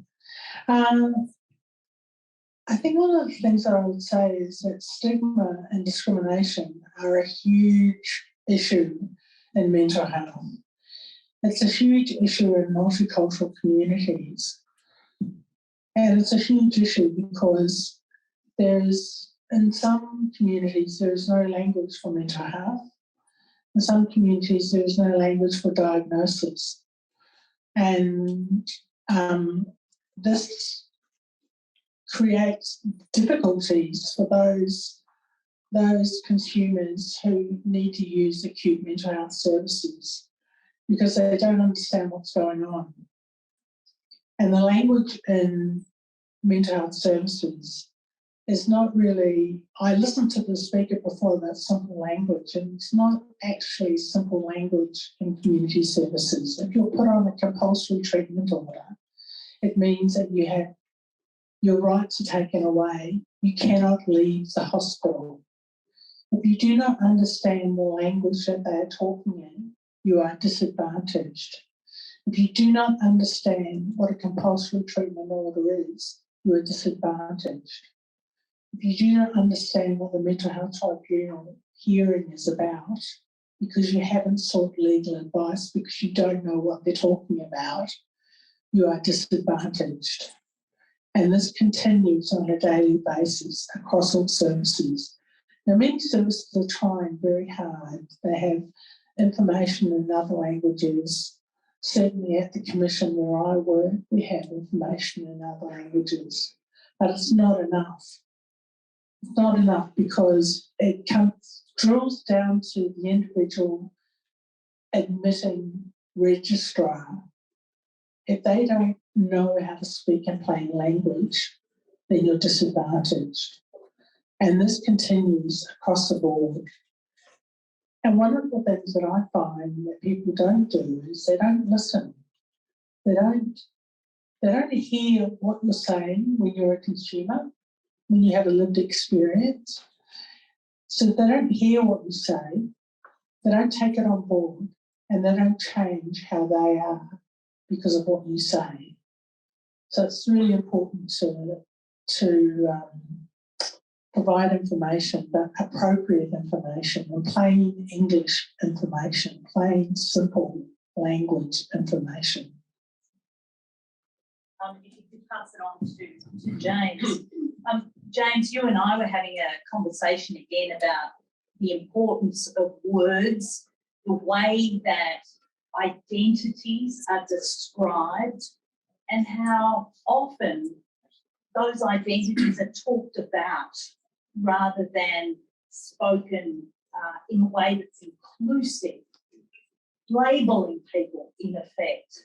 I know that you're someone that actively works against labelling as such and the power of self-identity, self-determination. Tell us a little bit more about that work that you do. Sure. Thank you, Maria. I will just provide some points of reflection as food for thought for everyone here. Okay. So just last weekend, I'm part of the Williamson Community Leadership Program at Leadership Victoria, and so last Friday we were brought to this community centre called the Afri Oz Care, which is a community centre for African women. And it started by Selva, so she's, I think, the founder of the of this organization. And in our meeting with her, so the purpose of the organization was to really help African women, particularly those from domestic violence backgrounds, to connect and to empower them with skills, knowledge, social connections, and so on. And so the first thing that Selva told us was that please do not call us marginalized or disadvantaged communities. That stood out for me because it reminds me of when we use certain labels like vulnerable communities or cold communities or like multicultural communities, what exactly do we mean? And I would invite us to really ponder and to think about who came up with these terms and who are they intended to describe? Do they accurately describe groups, organizations, people, communities that we want to define? Are they identity affirmative? Are they empowering? So that got me thinking, and I would like to offer this reflection as some food for thought for all of us here. And you could tell from my accent, right, that I wasn't born here. So I came to Australia first as an international student and then as a skilled migrant later. And so I look Asian, right? So, and I come from Singapore, okay? So, and for me, that contrast, moving from a country, from a home where I'm part of the ethnic or the racial majority to Australia, I became a racial minority literally overnight the moment I landed here, right?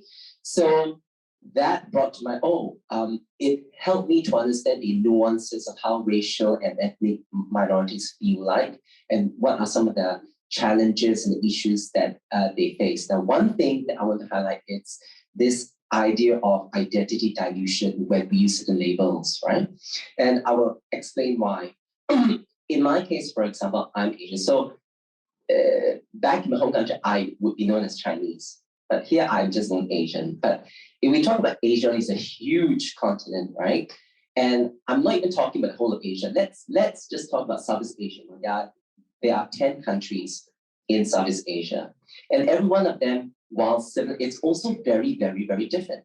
So I wonder sometimes when we are not specific in the way that we describe certain identities, it erodes or it erases some of that identity. There are two examples. One, for example, I have a huge interest in food and the stories that food tells. And so when I read like simple things like Cole's magazine or like Woolworth's magazine, right? And then they would provide recipes and all that. And then you would read words like Asian greens, Asian dressing.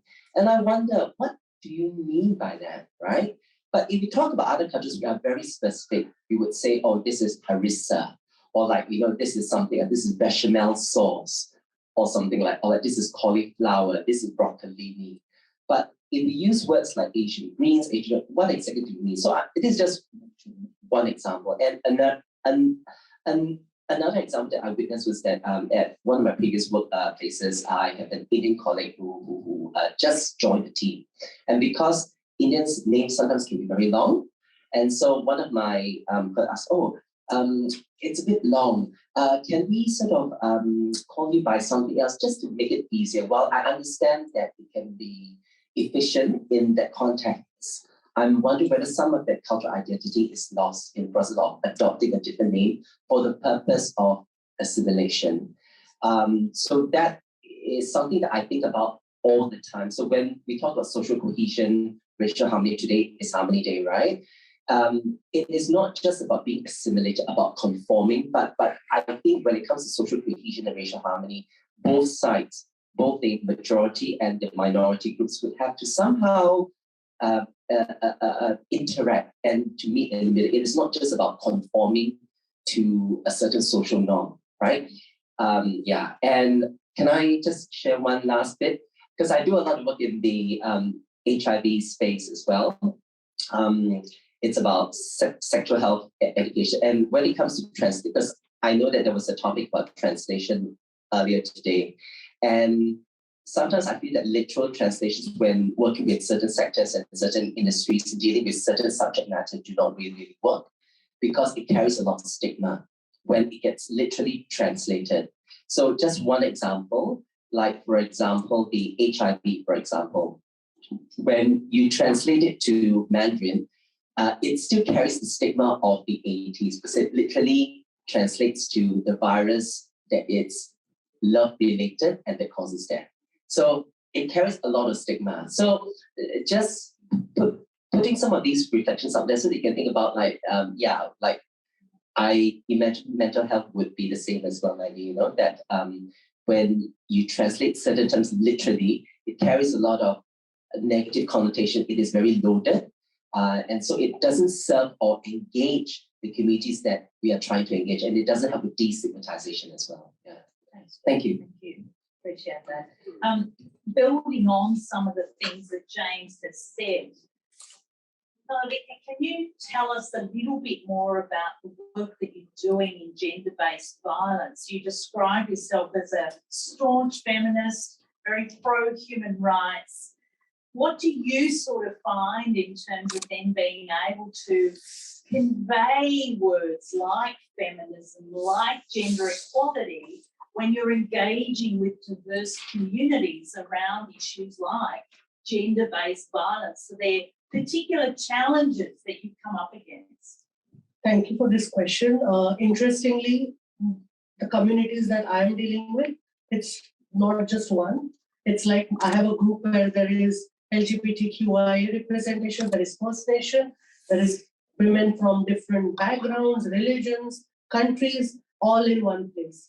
So you can imagine it's a place where there are so many people from different backgrounds.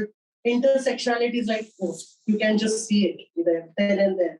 So in that space, one thing is very important is when you come in the room, just check your assumptions and your unconscious bias.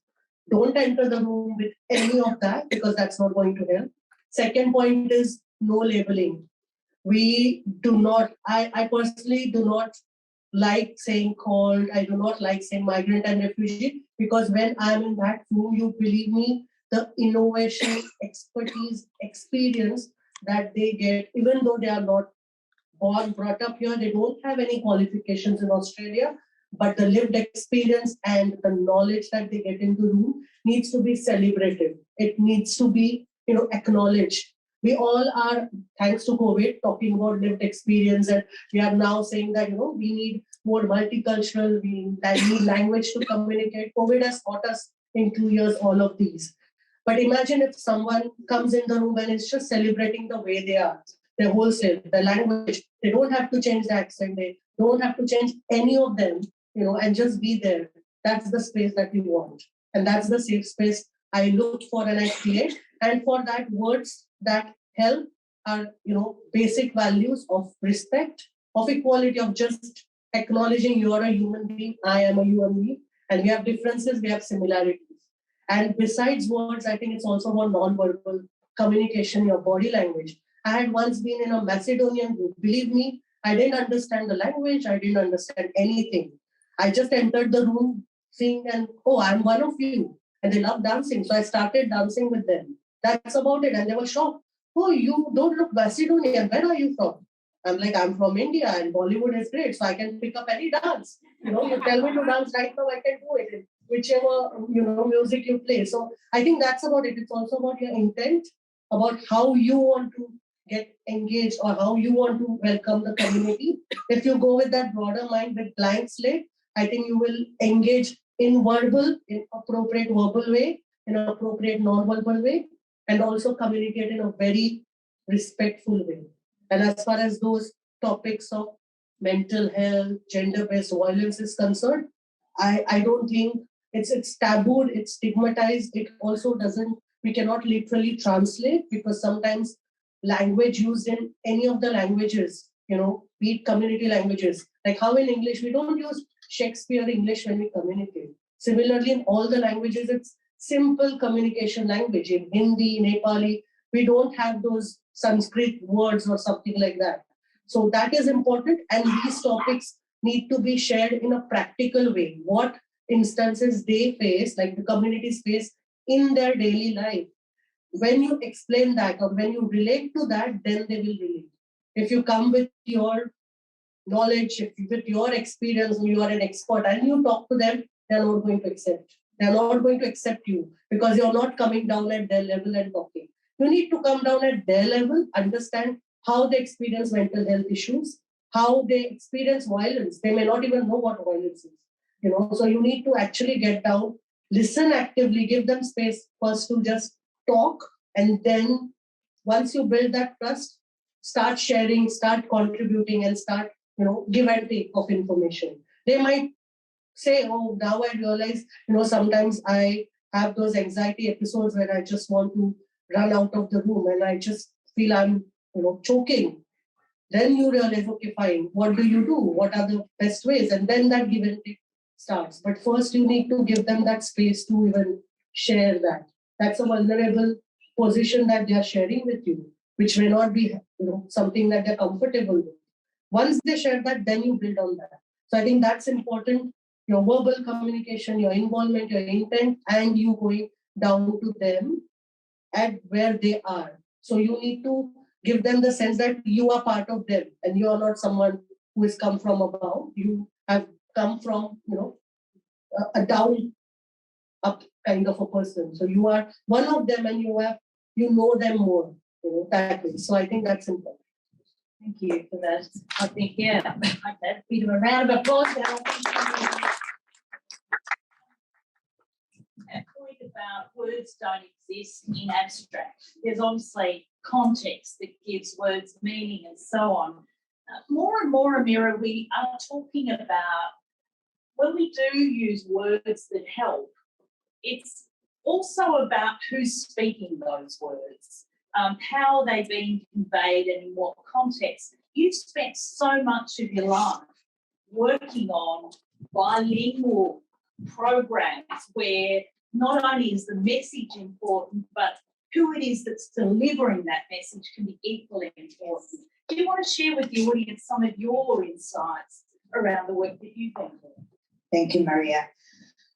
Well, I would like to really reflect on everything that our previous speakers said, and in the beginning of this forum, how relevant all of your input is and how important it is for us to listen to each other, to really take on board what people with lived experiences, with expertise in the field have to say, and to really gain that knowledge and put in practice and be humble enough, I suppose, to seek help, to seek advice from someone that knows something probably better than I do.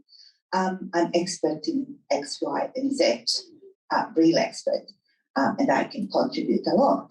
But there is other agencies or organizations or people that I need, so my work will be useful for the community that I'm supposed to serve, or I want to develop something.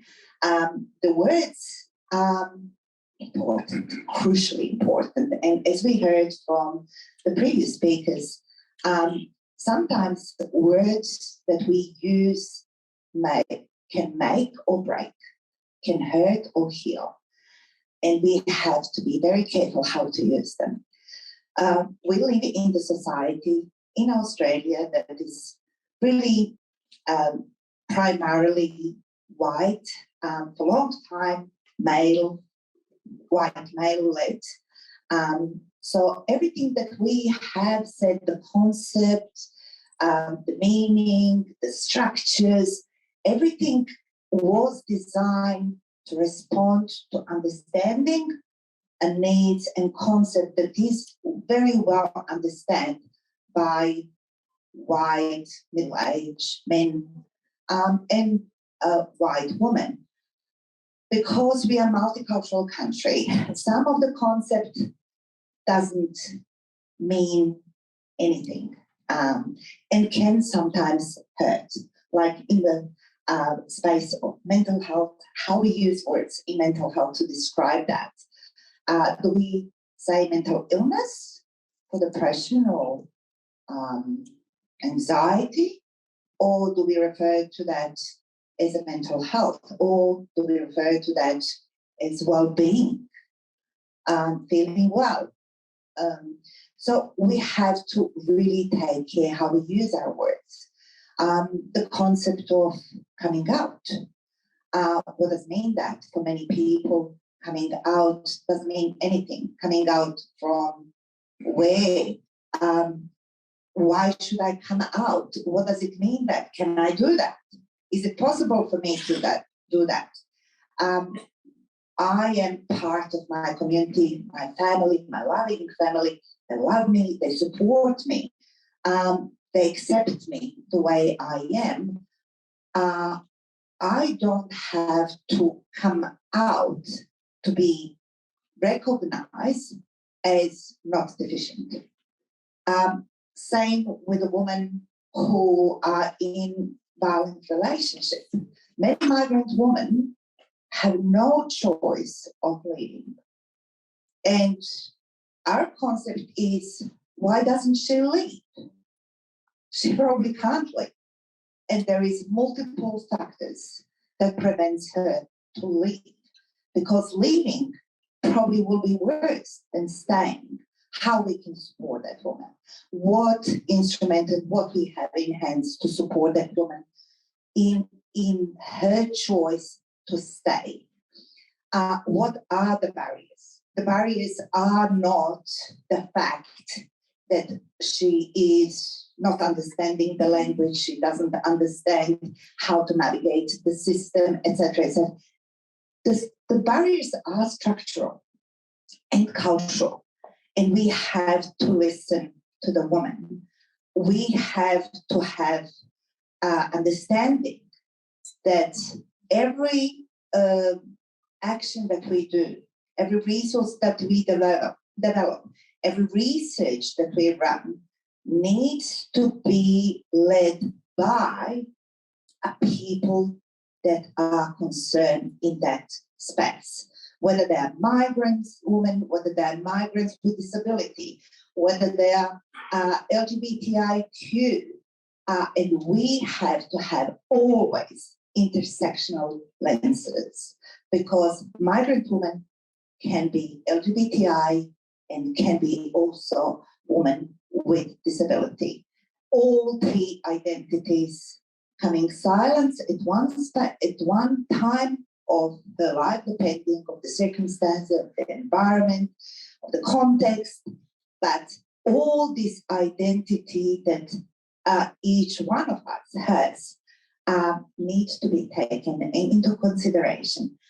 That's why I think our model of health promotion and education is really, really important, because they're led by migrant and refugee women. So all of us are from some other cultural background. We understand the culture and we can speak the language. The language is a huge barrier, but not the only one. So many barriers out there. And the cultural barrier can have so many nuances that only person who has lived experience of that culture and grown up into that culture can communicate these messages in a way that is healing, not hurting. So we have a team that goes to the community groups, to the workplaces, educational institutions, and talk about health issues in a way that is understood by that community.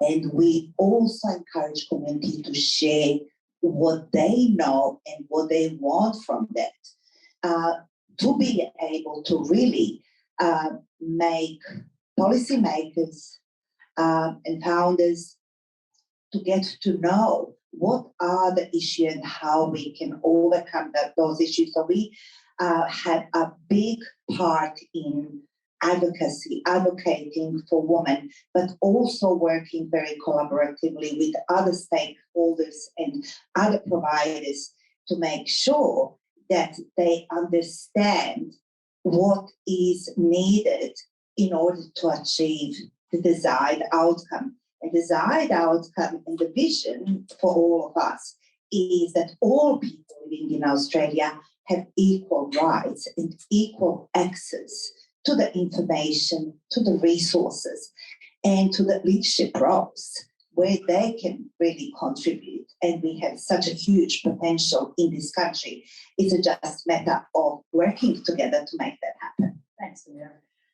Working together indeed. And Carla, I look at your CV and you speak 5 languages and you're currently learning Italian. I don't know if you can test your language skills out here, but you're obviously also somebody that gets the power of negotiation across different languages. I'm a big fan of the poet Rumi, and I wanted to share this quote with you: "Raise your words, not your voice. It is rain that grows flowers, not thunder." In your experience, when you're trying to negotiate across many language groups, what are some of the key tips that you might like to share with the group today? Thank you, Maria. Well, thank you for the question. And I would like to introduce myself in my main language, which is in Spanish. Hola, bienvenidos a VicForum. Muchas gracias por estar aquí con nosotros. What I just basically say is thank you all for your time, for being here and for wanting to learn something else and wanting to improve the communications with communities. It's very important to come from the start of understanding what's the purpose of what your project is, but also who is this project going to be for. We have to change the focus from the organization or your team towards focusing to the community. What I think is everybody picture who you want to talk to. Picture the person, put a name on it, put a face on it. Go out, see those people that you want to connect with, and really ask them, what do you need? What is going to be useful for you? What do you want to understand, and how can we do it better? So every time that we work on a project, we start from that perspective of putting the focus on the community, on the person. And as you've seen, the principles of plain English and the principles of communication itself is in the end is going to be useful. And in the end, the words and the message that you're providing, it's going to be healing instead of hurting. So constructing and developing the project towards the community that needs it. And the way, not only, you don't even need to translate everything, maybe using plain English. Also, we have to think about where the person is. Where do they consume their information? How do they want to learn about your products, about your services? It has to come from thinking of the person that is going to pick up the information or read it online or hear it from a community member. And also, you cannot translate word by word. We have to know the context, and we have to make sure that we don't hurt people that are going to read or listen or see, because there are so many formats and ways that you can communicate. It's not only writing. So start from that point of understanding and wanting to learn, because communications, it's broad, and in many communities, even in my Peruvian, I'm from Lima, so it's the coastal city of Peru. But if you go to the Andes, they have other dialects. They speak Quechua, and Quechua is their main language for them, and that's how they feel comfortable.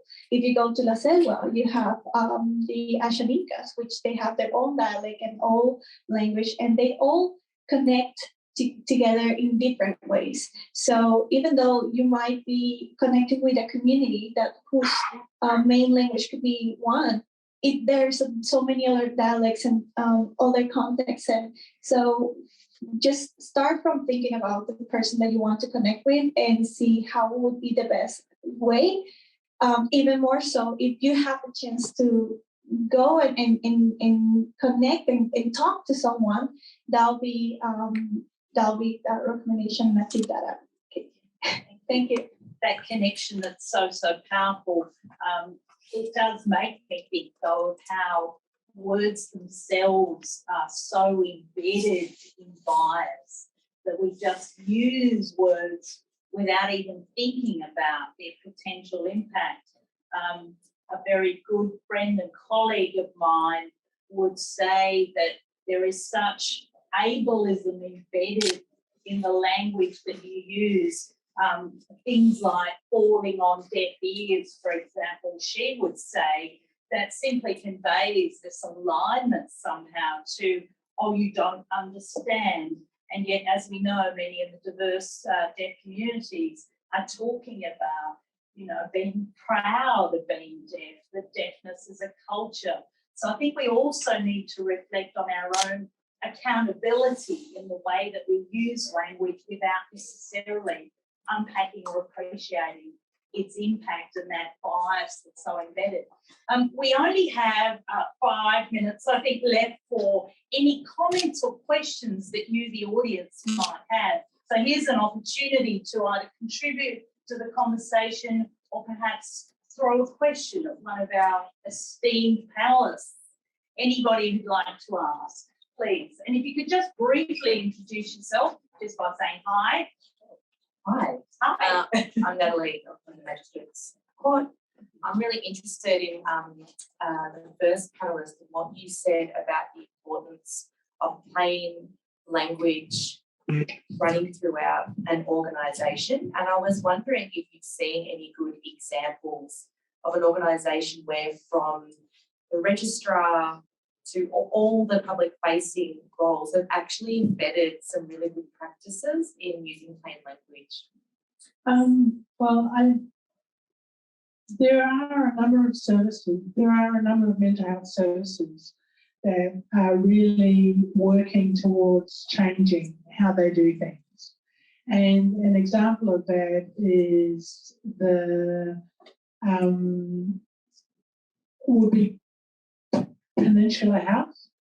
They are building a new hospital and there won't be seclusion rooms. Now, for those of you who don't know what a seclusion room is, it is when you are an inpatient and you are experiencing difficulties, you are put into a room in isolation. And this can be for 2 or 3 days. And there's a mattress on the floor, there's a bedpan in some hospitals, there's no toilet in others, and you're left there alone and you're checked on every 4 hours. But in Peninsula, they're building a hospital without seclusion rooms.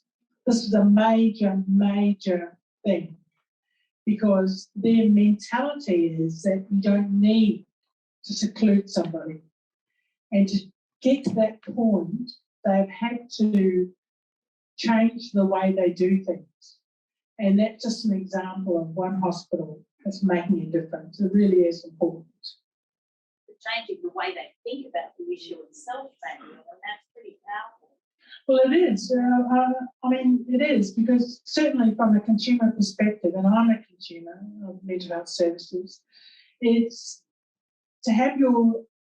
So if you're on a compulsory treatment order, you have no rights.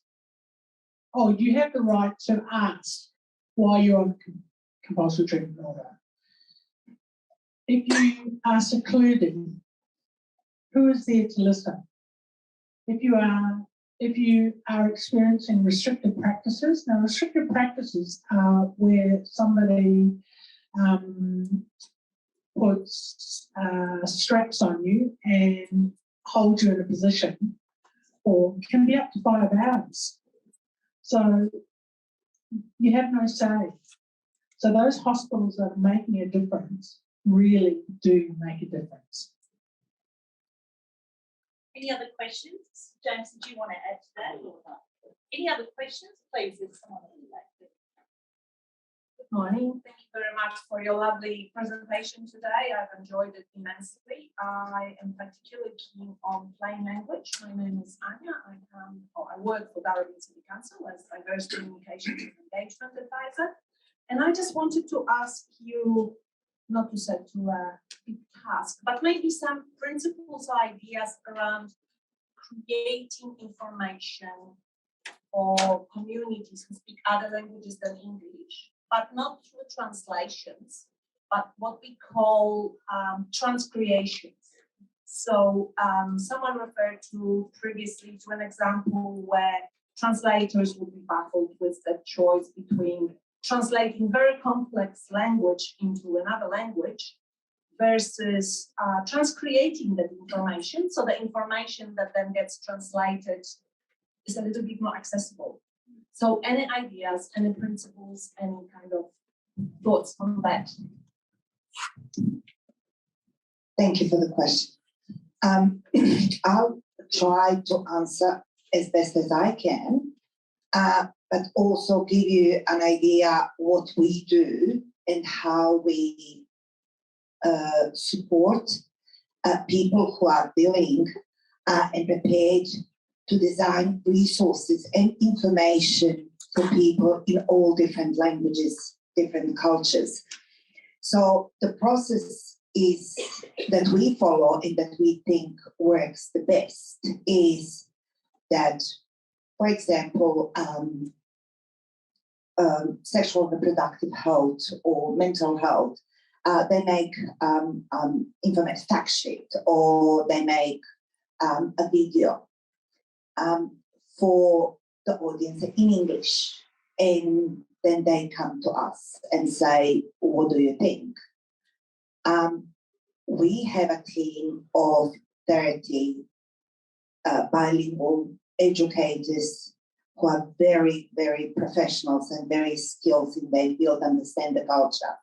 So the first step that we take on board is to organize a big focus group discussion where all educators come together, see the piece, whether it's fact sheet or information that is already translated in English or video, and they have their comments about what is right, what is not right, what needs to go, what needs to be changed. They make that adjustment, changes come back. Then we go with that piece to the community. We go to the community that this piece of information is created for and present them and ask them what they think, what they comment, whether this will work, whether this makes sense for them. Is that useful? Is that something that they will appreciate, they would be appreciated in their community and use? And we take feedback from them, go back, make adjustments, go back to the group and show them what we made as a result of their feedback.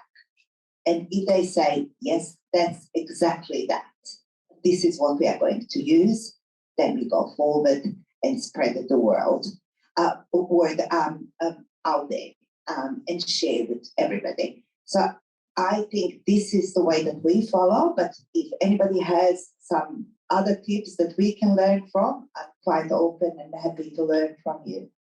Please, James. And there's time for one more question and then we'll have to wrap it up. So, James. Yes, quick one. I will just add something. Again, relating to what I do in the HIV education space, right? I think the part of community consultation and understanding the nuances of the culture and the language is very important, because it's not just about translation of text and the meaning of the words that you're trying to communicate. It's also, I think, when it comes to health sector, it's also important to understand what are the motivators, what are the motivating factors, what are the cultural and the emotional and the psychological barriers in the cultural communities, in the multicultural communities that we want to target. So I will give one example. For example, one of the project that I do, it's really about trying to understand how it is to reduce HIV transmission in overseas born populations, right, in gay and bisexual men, yeah? So what we found, so this university in Sydney did a study and they surveyed gay and bisexual men of Asian origin, of Asian heritage based in New South Wales. And what they found is that half of the respondents report to having a religious affiliation. Now that's a huge deal because that contrasts starkly to what the Australian census found out about people who reported to have a religious or a spiritual affiliation across Australia, right? So while we study this very specific group, there is a huge impact on the way that how people in, how gay and bisexual Asian men how they relate to gender identity, sexual orientation, sexual health, and the resistance to accessing some of these sexual health services and so on is tremendous. So it's not just about the text itself. Yeah, thanks. Just one point I would like to add here is, in terms of LGBTQI community, it's also important, like it's important to use pronouns for the identity, but in a lot of multicultural communities, those pronouns do not make sense, okay? So again, when multicultural communities are coming and saying, what is they? And you know, in certain communities is respect to elders. So they don't understand. So it's not that they don't want to follow, but it's just that they don't get it because that's not the culture that they are from. So I think it's important to explain and understand and explain this and what the Australian context is, and it's important to understand what the context that they are talking about. So yeah, just one final very quick question, please, over there. Just and very quick response from the panel, or we're going to be in back to other answers. I get the feeling there are some, little trap doors and sink us under, please. Joseph Johanna from Host International. Two parts. The social media sometimes makes auto translations and avoiding some of the words we were mentioning. How do we inform the Google or Facebook or others, and how can we be more careful about that translation, especially if the kids are using the social media heavily recently? Second part of the question, industries like Mara, that migration agents heavily works with different agencies and groups and translate their stories and documents. These translations, how can we verify its strength, its meaning? Is there any trainings happening? Is there any collaboration happening between the language centers like Polaron? Thanks for those very simple questions, Justin. So 1 minute. Yeah, so I'm going to start with what not only do the translations by NARTI certified translators, but also you have to do a second check-in by a second notified translator, because as you said, technology is great, but sometimes it's a machine, so they don't also take the context of the sentiment that people want to transmit. And finally, do a review with a community check-in person. So someone from their own community can give you any advice or feedback if the translation really transmit the sentiment of what the person is trying to talk about. Because I know that, for example, for Bill Jan has worked on a book of stories of women, and this book is amazing, and I wish it would be translated, of course, but for it to be successful, it has to also maintain the information and the message that the person wants to give to the person that is going to read. And that also can change within different languages. As Malavika said, some of them, they refer they to elders as well. For Spanish can be other terms, and one word can be translated in many ways. So not only doing the translation by a certified translator, but also doing a review with a community checker. And in terms of what are the translations by Google or any other AI, we were talking about ChatGPT. They are great. They can be useful, but in the end, they are not the best, and some information can be mistranslated to them. I was thinking of the example for magistrates court rep. Try translating execute a warrant, and it's absolutely terrifying what comes out of it. People literally being executed. So you've got to wonder why people from multicultural backgrounds are avoiding the law like the plague. So yes, the importance of context, I think, is absolutely critical.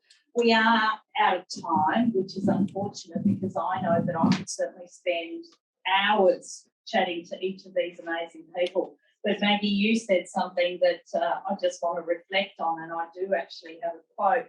The great Archie Roach talked about the power of listening, of not only speaking, as important as that is, and speaking up is a very critical part of that process of social change, but just as importantly, the importance of listening. And to quote him, because I absolutely love this quote, it does wonders for a person to just be still and listen to someone else talk about their life and how they probably came through things. Because you know what? You never know what you'll learn.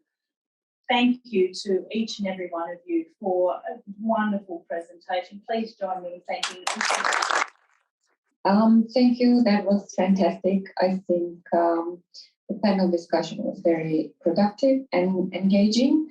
Won't you agree? Yes. Well, thanks, Maria, and everyone else in the panel. And now we have 3 fantastic workshops that will give you new tools to boost your engagement skills with diverse and multicultural communities. For our online audience joining us today, we haven't forgotten about you. Your workshop is creating and implementing effective multicultural campaigns, and your facilitator today will be Sunita Miranda.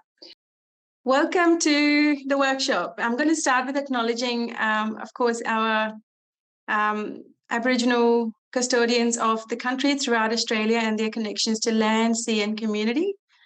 We pay our respects to the elders, past, present and emerging, And especially I want to acknowledge that I join you from Ghana land and the Adelaide Plains today. So welcome everybody. I'm going to try to... Okay, so just a quick introduction. My name is Sunita Miranda. I am one of the directors of a business services agency called Cornerstone Alliance in Adelaide. One of the specializations that we have is, of course, multicultural communications and engagement and marketing services that we have had the privilege of carrying out for a number of years, partnering effectively with national peak bodies for multicultural people in Australia.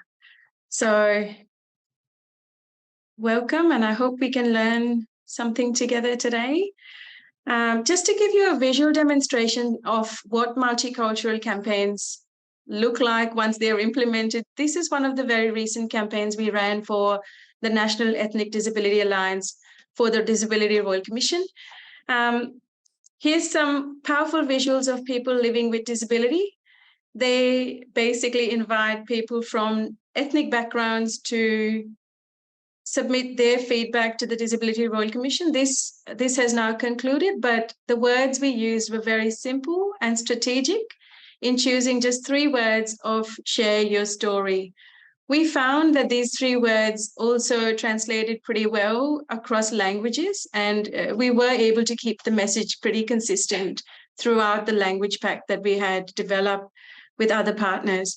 Now, in this area, we also used ads in multiple formats, multiple languages, and multiple channels like social, radio, digital, of which I should say the digital one progressed to have the best outcomes for our client, which was NIDA.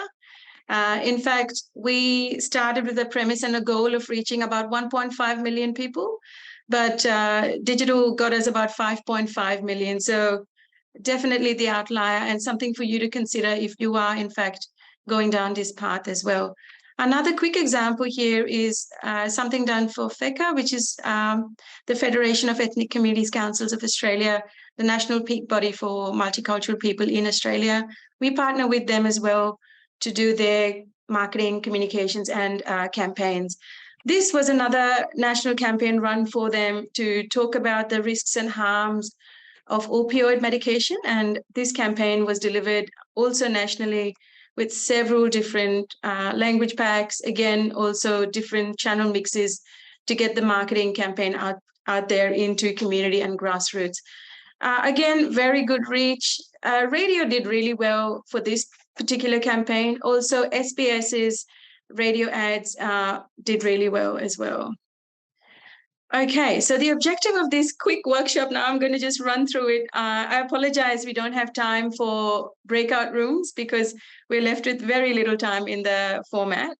But the objective for you today is perhaps to learn a little bit about how to enhance your multicultural marketing campaigns if you are dealing with specifically called communities. So your outline is to understand called communities or culturally and linguistically diverse communities or multicultural communities. What are some effective campaign designs? How do you engage with called communities? And how do you implement those campaigns once developed? So here we go. We start to understand multicultural communities. So here it is, the foundational statement. Australia is multicultural. Multiculturalism is now mainstream. We've got to tell people communication now needs to take all forms. It can't just be simplistic English jargon. Jokes don't translate well. We've got to consider the 7 million people in Australia who were born overseas, and lots of dimensions now of homes being multicultural. And typically you would find multiculturalism embedded within all walks of life and societies. So I'll try and move the slide. Here are our top 5 countries by birth from 2016 to 2021 as released by ABS data in their census in 2021. India, Nepal, Philippines, China, and Vietnam lead the mix.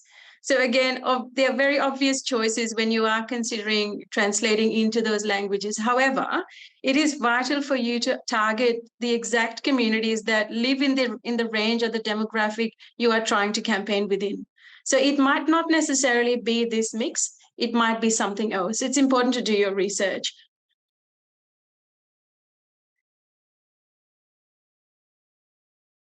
Right, so here it's another important statement. Diversity is not only on the rise, but it is our current reality. And what we do must reflect that diversity as well.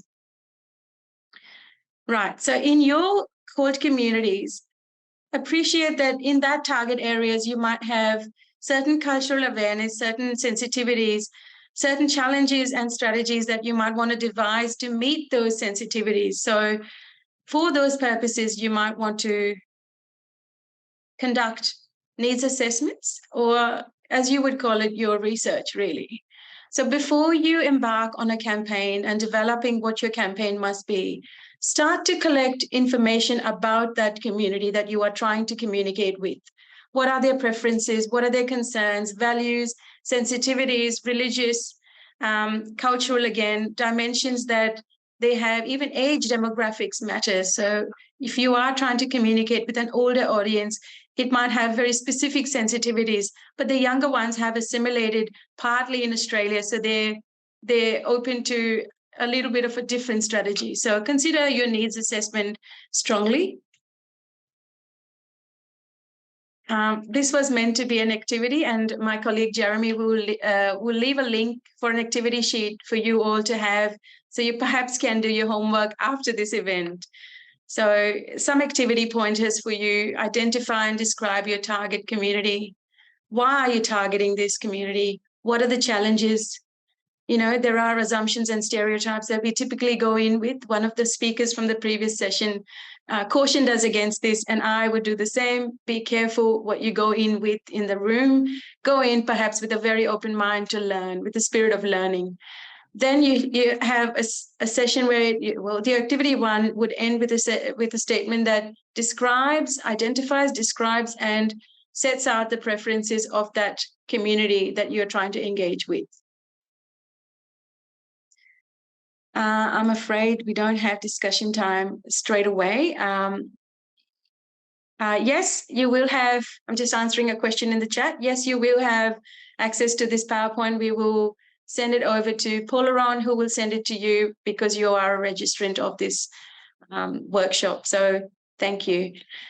Some of the assumptions that we have when we are dealing with multicultural communities and the targeting of the campaigns is accessibility. Are we considering the different tones, accents, dialects? Very important to consider this because regions have several different dialects, and if we are dealing with people with from a certain region and a dialect, we need to literally cater to that. They will not understand another dialect. You will actually miss the whole point of that campaign. If they have limited access to communications channels, what else then is a better strategy? An idea is a community forum, a face-to-face forum to engage with people from that specific community. For example, here in Adelaide, we've got the Bhutanese community that respond very well to community forums that are face-to-face and run by their own community leaders, facilitated by members of our team, where we can ask the questions knowing that they are in a safe environment, they will respond well. There are socioeconomic challenges, low literacy, there are several differences. And well, there is an inherent, not lack of trust, but well, there is no trust yet because there is no relationship until we've built it. So those are things to consider when you start that conversation with a community.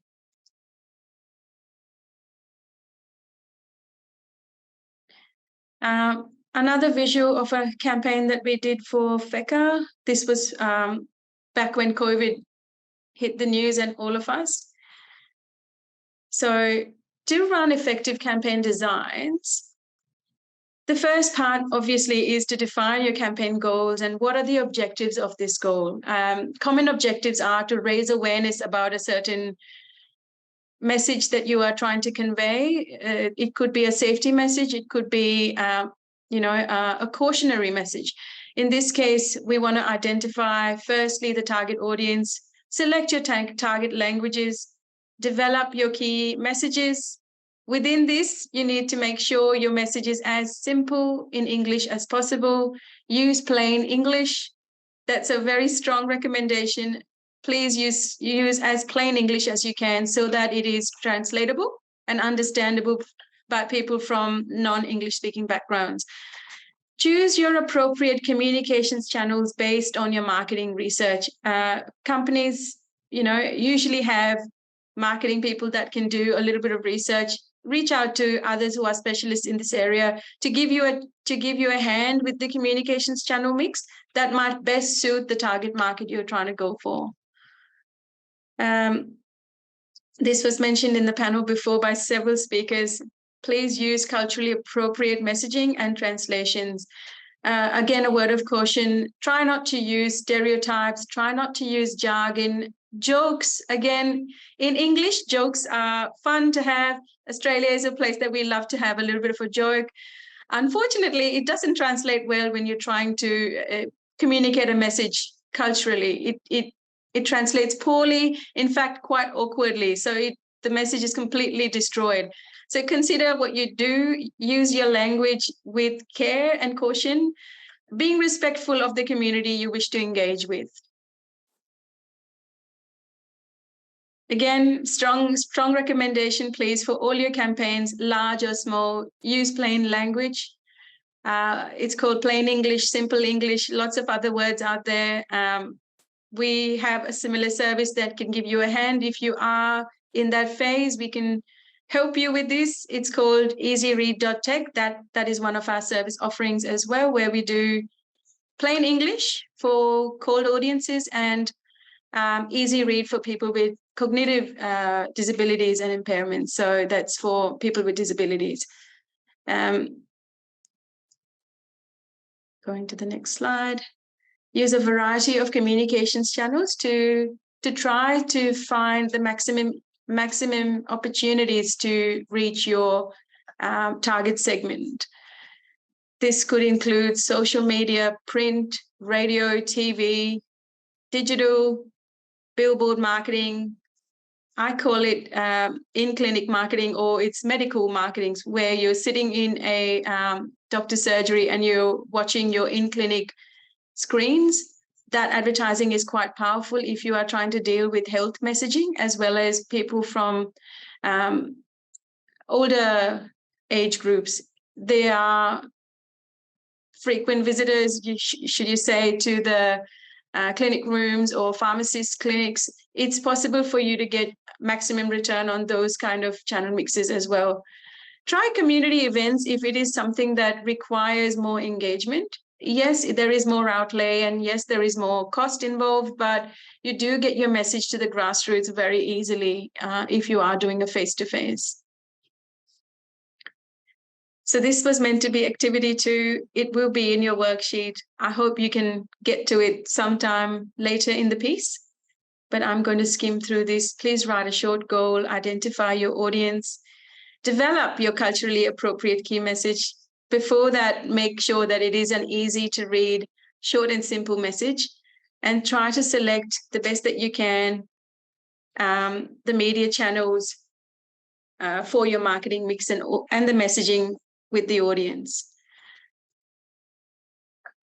So again, I'm going to skim through this because we don't have that time anymore. How do you engage with your cold communities?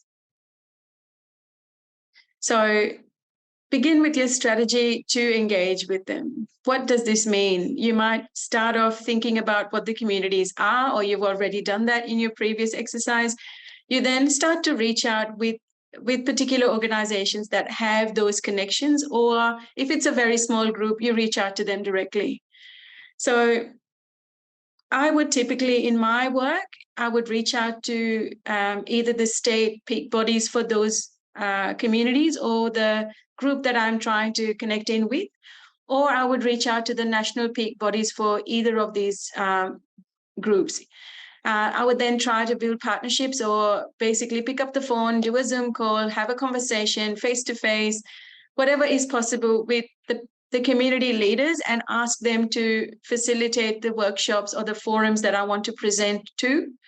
That's one of the most enjoyable parts of our job and our profile, where we feel like we are making an actual difference and we are collecting real-time, authentic feedback from communities.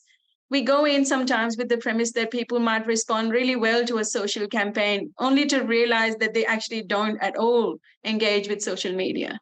So it's important to do this before you spend money and time and effort in a strategy. Involve community members. I cannot stress how important this is. We've got a number of people that we're so close to now that we can just text them or pick up the phone and say, hey, I'm trying to do this. What do you recommend? Because they are part of your mix, it may even be handy in the future as you grow to pay people for their time because you value their contribution. Give them an opportunity to feel like they are being rewarded for that valuable feedback they offer you. So partner with community organizations. We've just gone through that. I've talked to these points already. Involve your community members. I'll go back a step 1 second because I think I have missed something. So with your people that you've picked to be your community leaders or your community members from each different diverse group, they become a very valuable part of your testing when you do your collateral development for your marketing. Collateral is any designed format of information that you are putting out there. So any piece of collateral that you want to test, you might use your community leaders or your community members for. They offer really valuable feedback as well that sometimes you miss because you're trying to do a broad strategy and you sometimes miss the depth that you need to go to effectively engage with communities. So that's a piece of information to take home with you. All right, so describe your communities, organizations, and partners that you can engage with for your campaign. Describe some ways to effectively engage and communicate with these called communities and organizations. This is information you would glean from or pick up after you've had your conversations. So that's perhaps some worksheet planning for you in the future.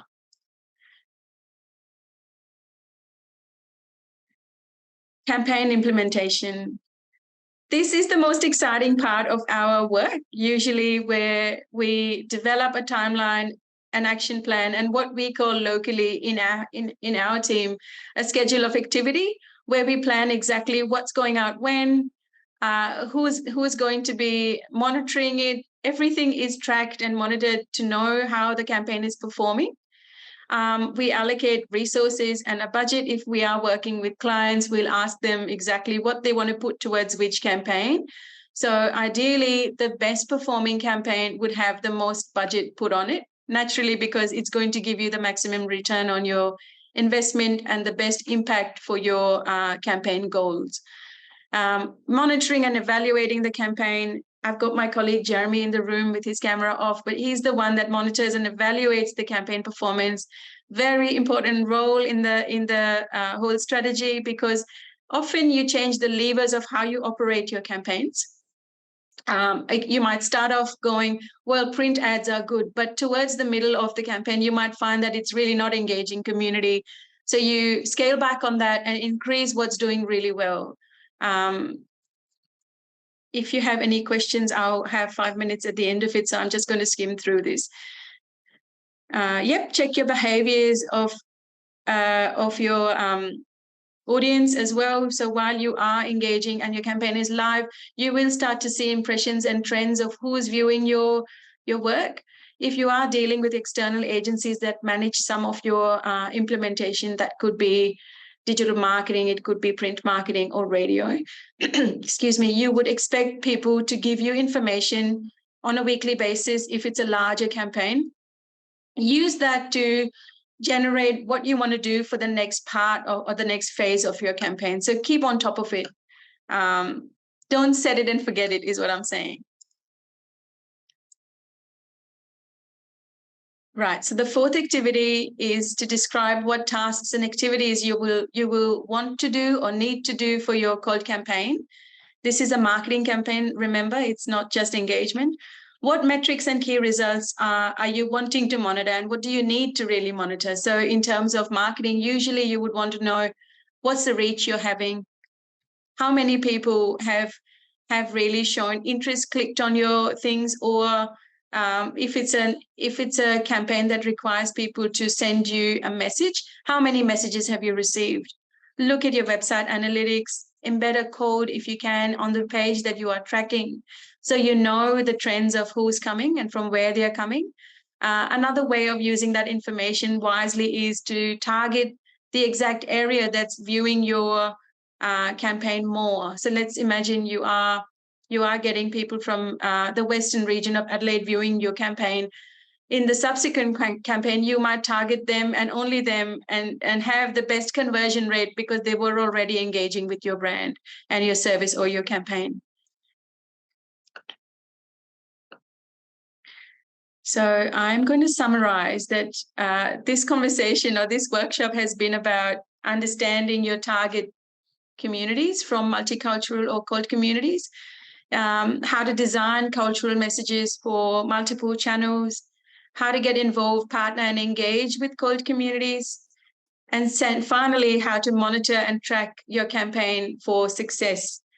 Thank you so much for joining me today, and again, acknowledging Polaron's platform for diversity, and very grateful for the opportunity to share this information with you. You will have access to the slides that I've just presented, and Daniela from Polaron will be in touch with the worksheets as well, if you haven't got them from the chat. But thank you for your time today, and I wish you all the best.